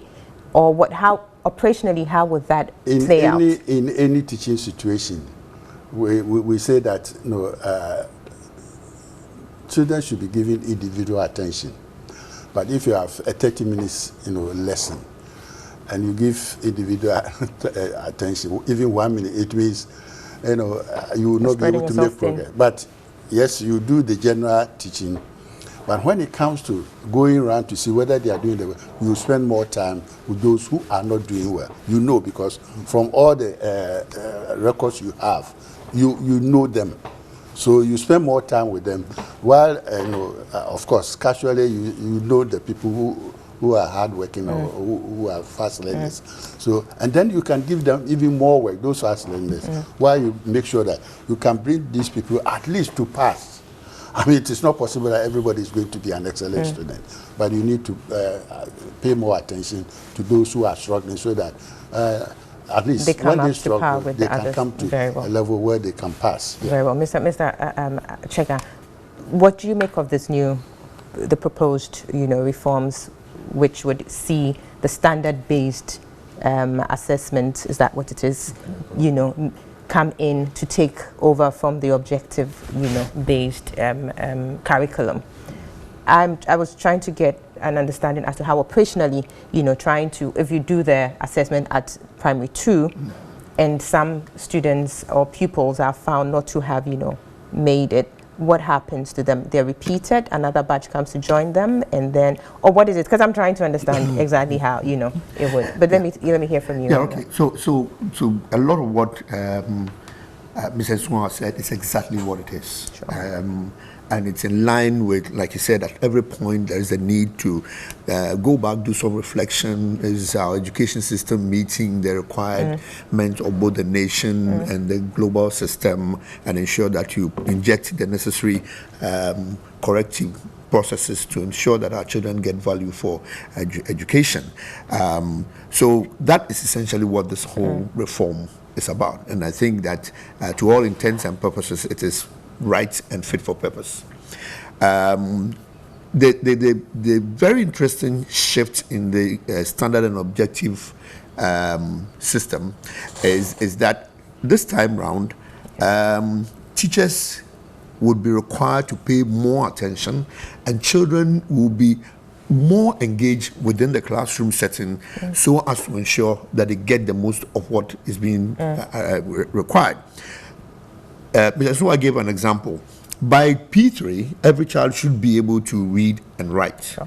Basic reading, basic writing, basic calculation. So we want to see all of that as evident in terms of where a child has reached by P3. Okay, by P3. Now, so in primary 2 is the, let's say, the litmus test stage, where you use to determine whether we are making progress or we are not. And as he said, if the children are not making progress, the focus will be to ask a number of questions. What are we looking for? The content domain, is it too difficult for the children? Or then you look at the teacher's methodology, then you look at the children, and then you look at everything. So it provides an opportunity to begin to pay attention to the different components that enables education to be provided for children to get value for it. So it's perfectly in shape and ensures that we are able to get our children to get to the point where we are. He cited the issue of TIMSS, and I've always said that in TIMSS, TIMSS is what exactly? Good. TIMSS is Trends in International Mathematics and Science Studies. On that note, let's take a break. When we come back, we continue with TIMSS. It sounds like a huge thing. We can't do within the next 30 seconds. So we'll take a break, yes. When we come back, Mr. Heto Chega will take us on what TIMSS is about exactly. And then we try to get into this seeming controversy about whether or not BC is to be scrapped or not. We'll hear from the Director General of the Ghana Education Service. See you shortly.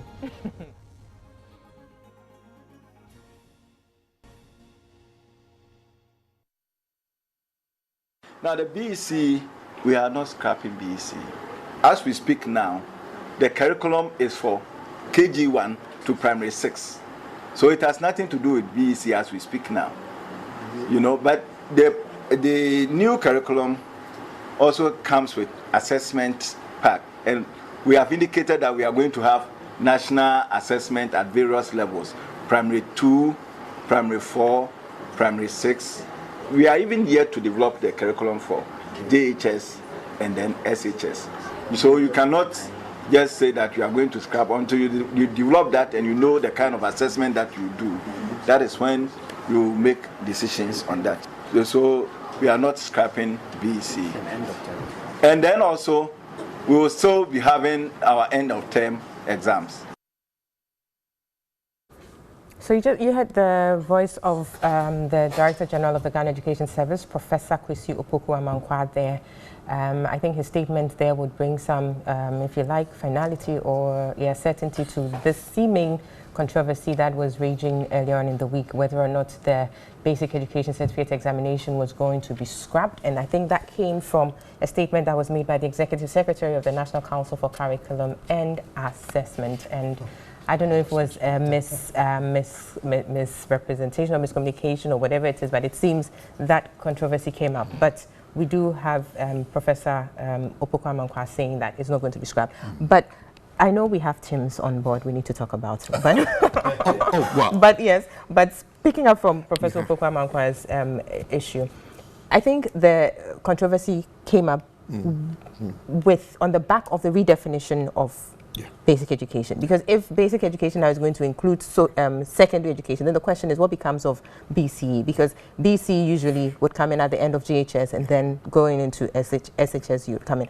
But if it's going to include that, then what becomes? I think it's a legitimate conclusion or inference people would make. So yes.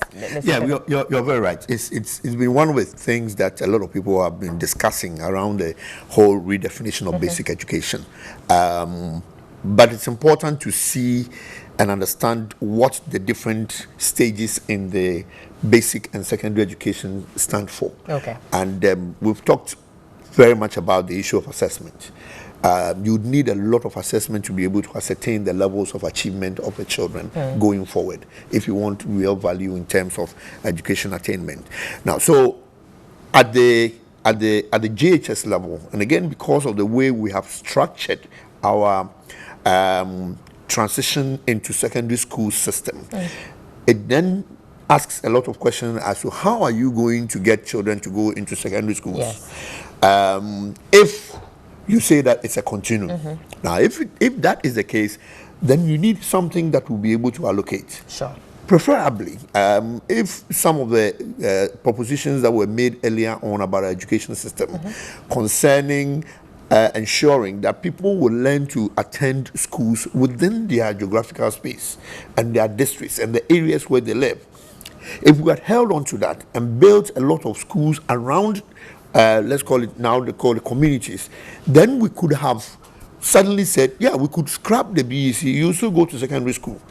But if you choose to travel, then that's a decision that you are making. And again, it has a lot of other implications in terms of quality of the school and all the Ghanaian requirements in terms of our perception of what a good school is. So those are the kinds of challenges that came up. And because we have not really settled on some of these things, maybe Mr. Sua will tell us a lot more about that. It's difficult to say that you are scrapping BEC because then you come completely into conflict with people's expectations and some of their preferential spaces, and then the whole thing becomes a mumbo jumbo. Sure. So if we are going to still have the BC in there, then that automatic continuation to secondary school will not necessarily be there. Even though, yes, even though we know that with the free SHS, pretty much everybody who or majority of the pupils who leave the class 6 JHS are absorbed into the senior high schools, but obviously we don't want to assume that there'll be none left. Some definitely will be left, but whereas if it was a continuation automatically, then you're sure that you're pushing everybody through. So clearly there's that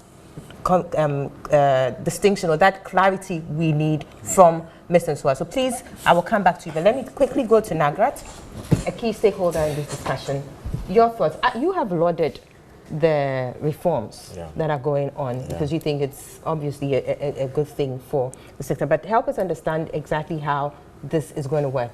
You've had the issues we're raising. whether or not BC is going to be scrapped or not, the inference, as I said earlier, is legitimate. I mean, if, you know, we are going to continue to secondary school level, then obviously the relevance of BC is put into question. Yeah, thank you very much, and good morning to your viewers. Especially meeting my former directors who have shaped the education of this country for a number of years. They've done well. Congratulations, Mr. Chiga and Mr. Nsonga. A curriculum is supposed to be dynamic because knowledge keeps changing depending on research.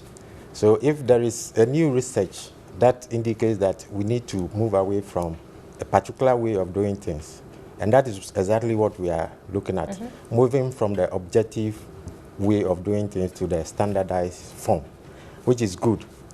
Now, what we are looking at is the ability of the people or the students in the class. So as a teacher, it used to be a teacher-centered type of teaching or learning, but now it's going to be learner-centered.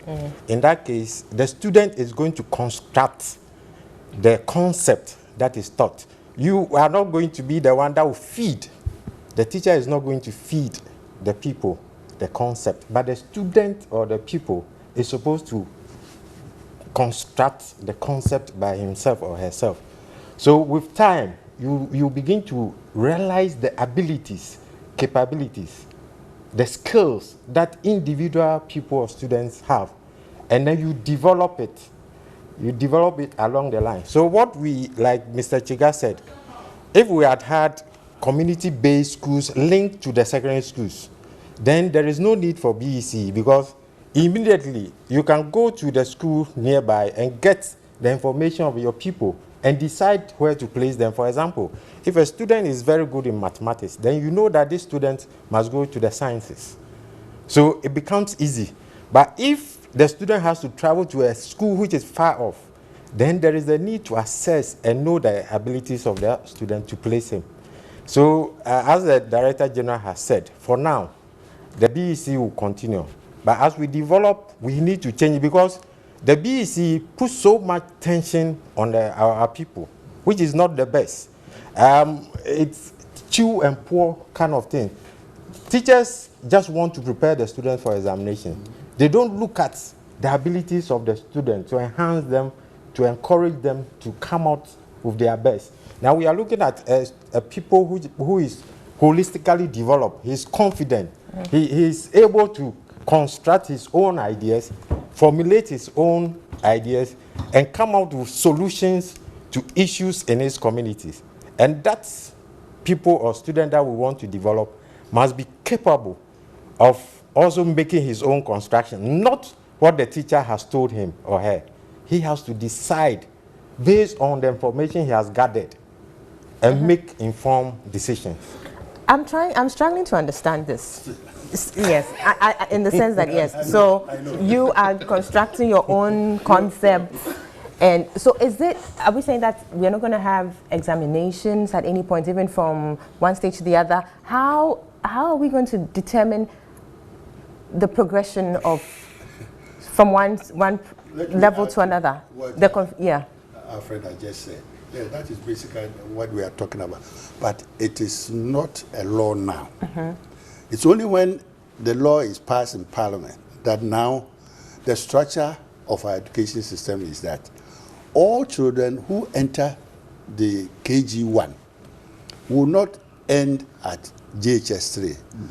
You will continue to SS3. Your exit point will be after SHS3. So that must be made clear. Sure.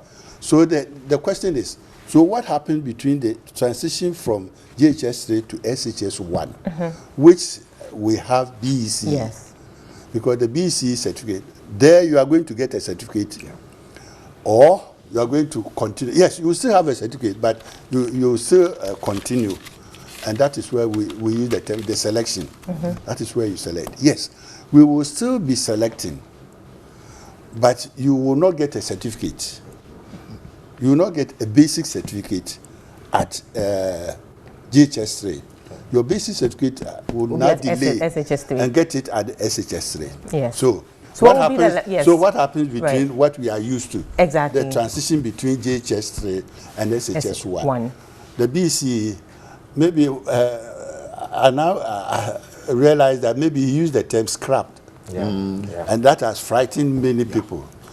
Yes, the transition is still going to be there, and the selection is still going to be there because, like my brother said, you are not. I mean, you don't have the school that you prefer in your community.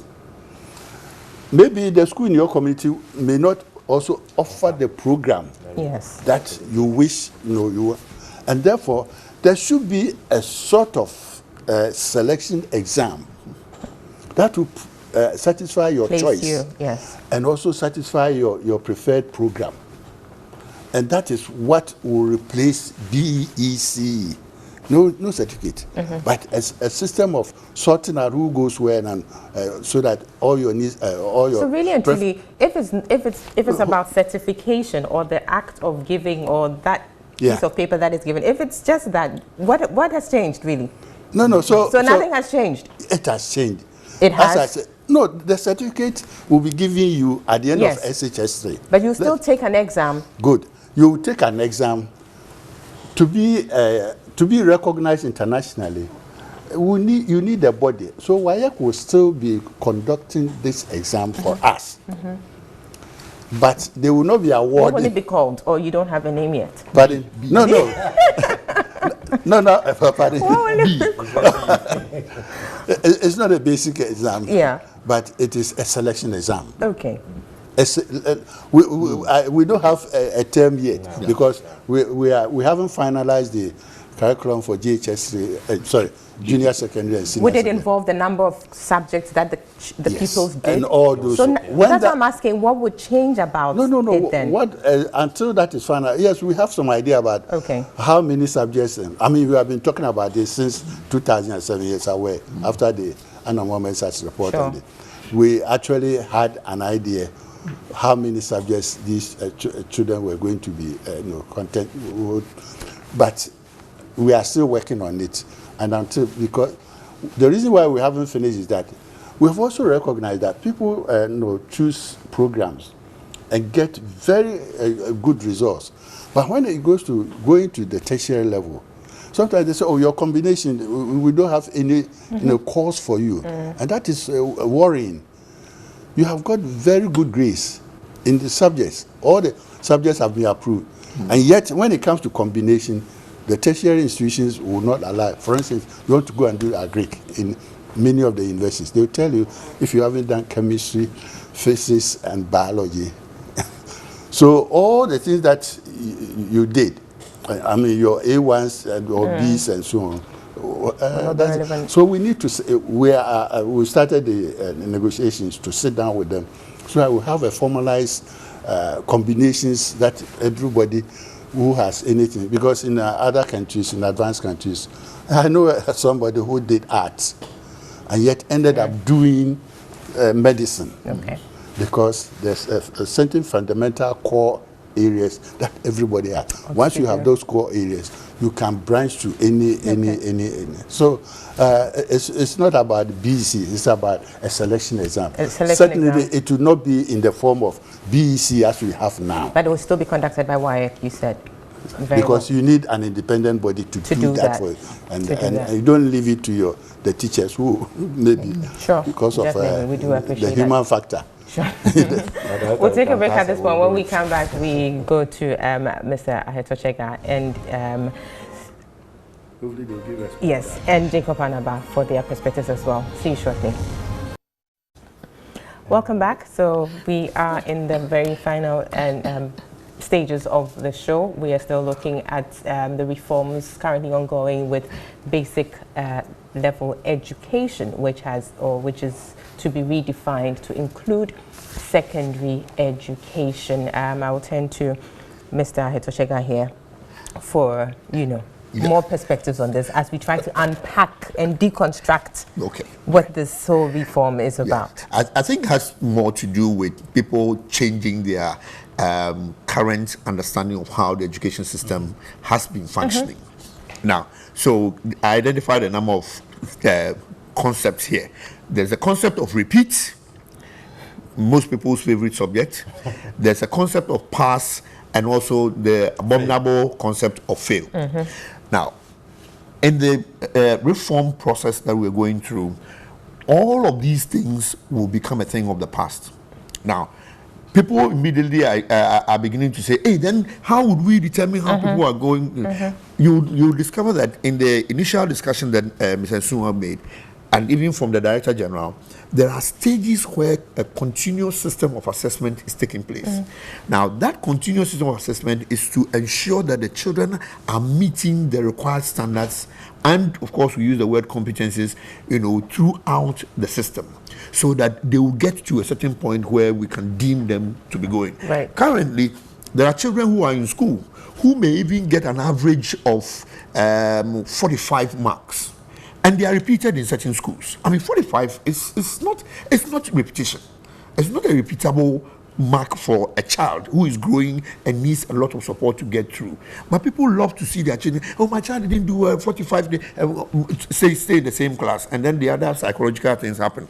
So in the system, there's a continued attention to the child, mandated for the teacher to undertake to ensure that the child is able to meet the required standards at each level of the education system. And then the government, for its own interest, would then begin to look at the progressions at the stage points where, like P2, P4, P6, JHS2, SHS2, to be able to say that, oh, I'm satisfied with the progress that the children are making. And as the Director General said, the termly exams will take place. The termly exams are important also for the teacher to be able to identify the set of standards that the children have attained over the period that he or she is teaching the children.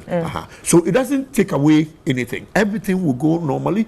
In between that, you will be excited to know that we also have what we call the school-based assessments. The school-based assessments are periodic, regular exercises, tests, project work, both group and individual, that a child would go through, which would also form part of the child's portfolio of learning.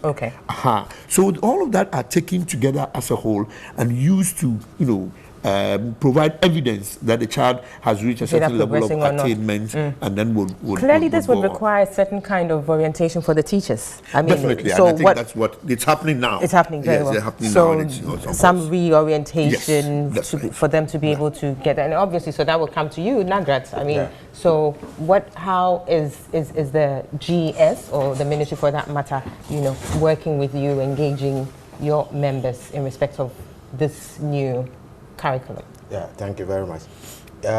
Already this is taking place. Last week we had the workshop for the basic teachers from P1 to P3. They ended just, I think today, they are ending today. And it is going to continue whilst we are in school.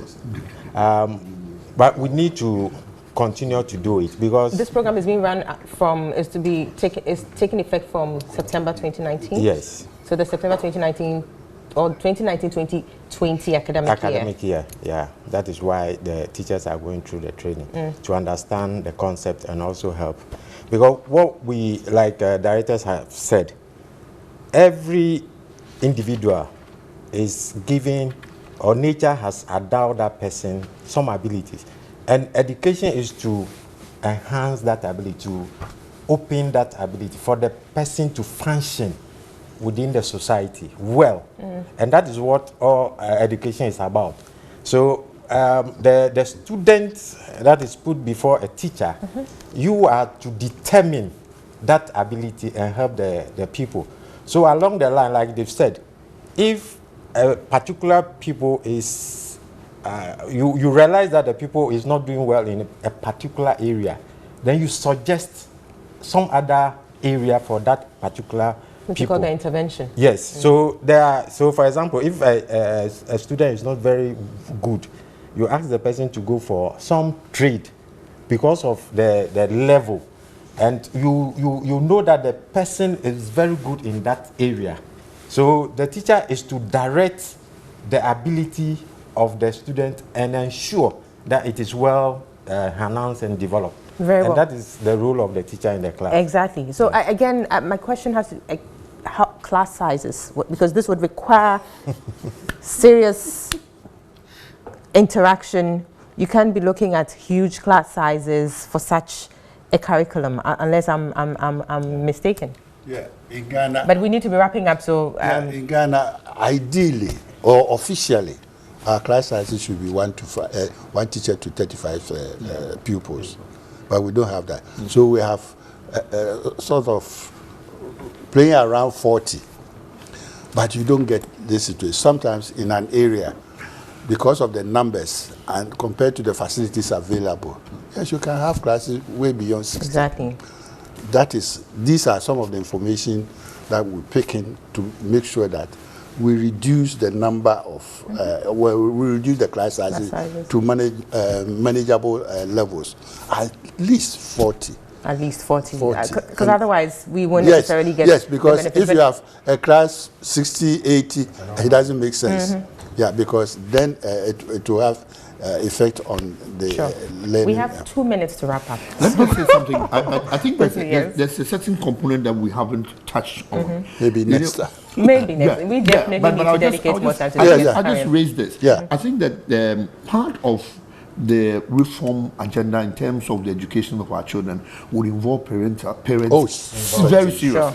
Now, all of the stages that we've described in terms of children's attainment would involve regular interaction of parents. So parents should be ready to be called to schools, to get on board, called to schools. Come, your child is not able to do this. This is what we suggest. What do you think? And a whole range of things. So parents will now be So speaking of parents, how is the GES ministry engaging the PTAs? Yeah, that process is being developed. So we also need to look at the kind of PTA we have. Yeah. Exactly, the kind of PTAs we have. Another reorientation. Yeah, but now we need PTAs to support achievements on this.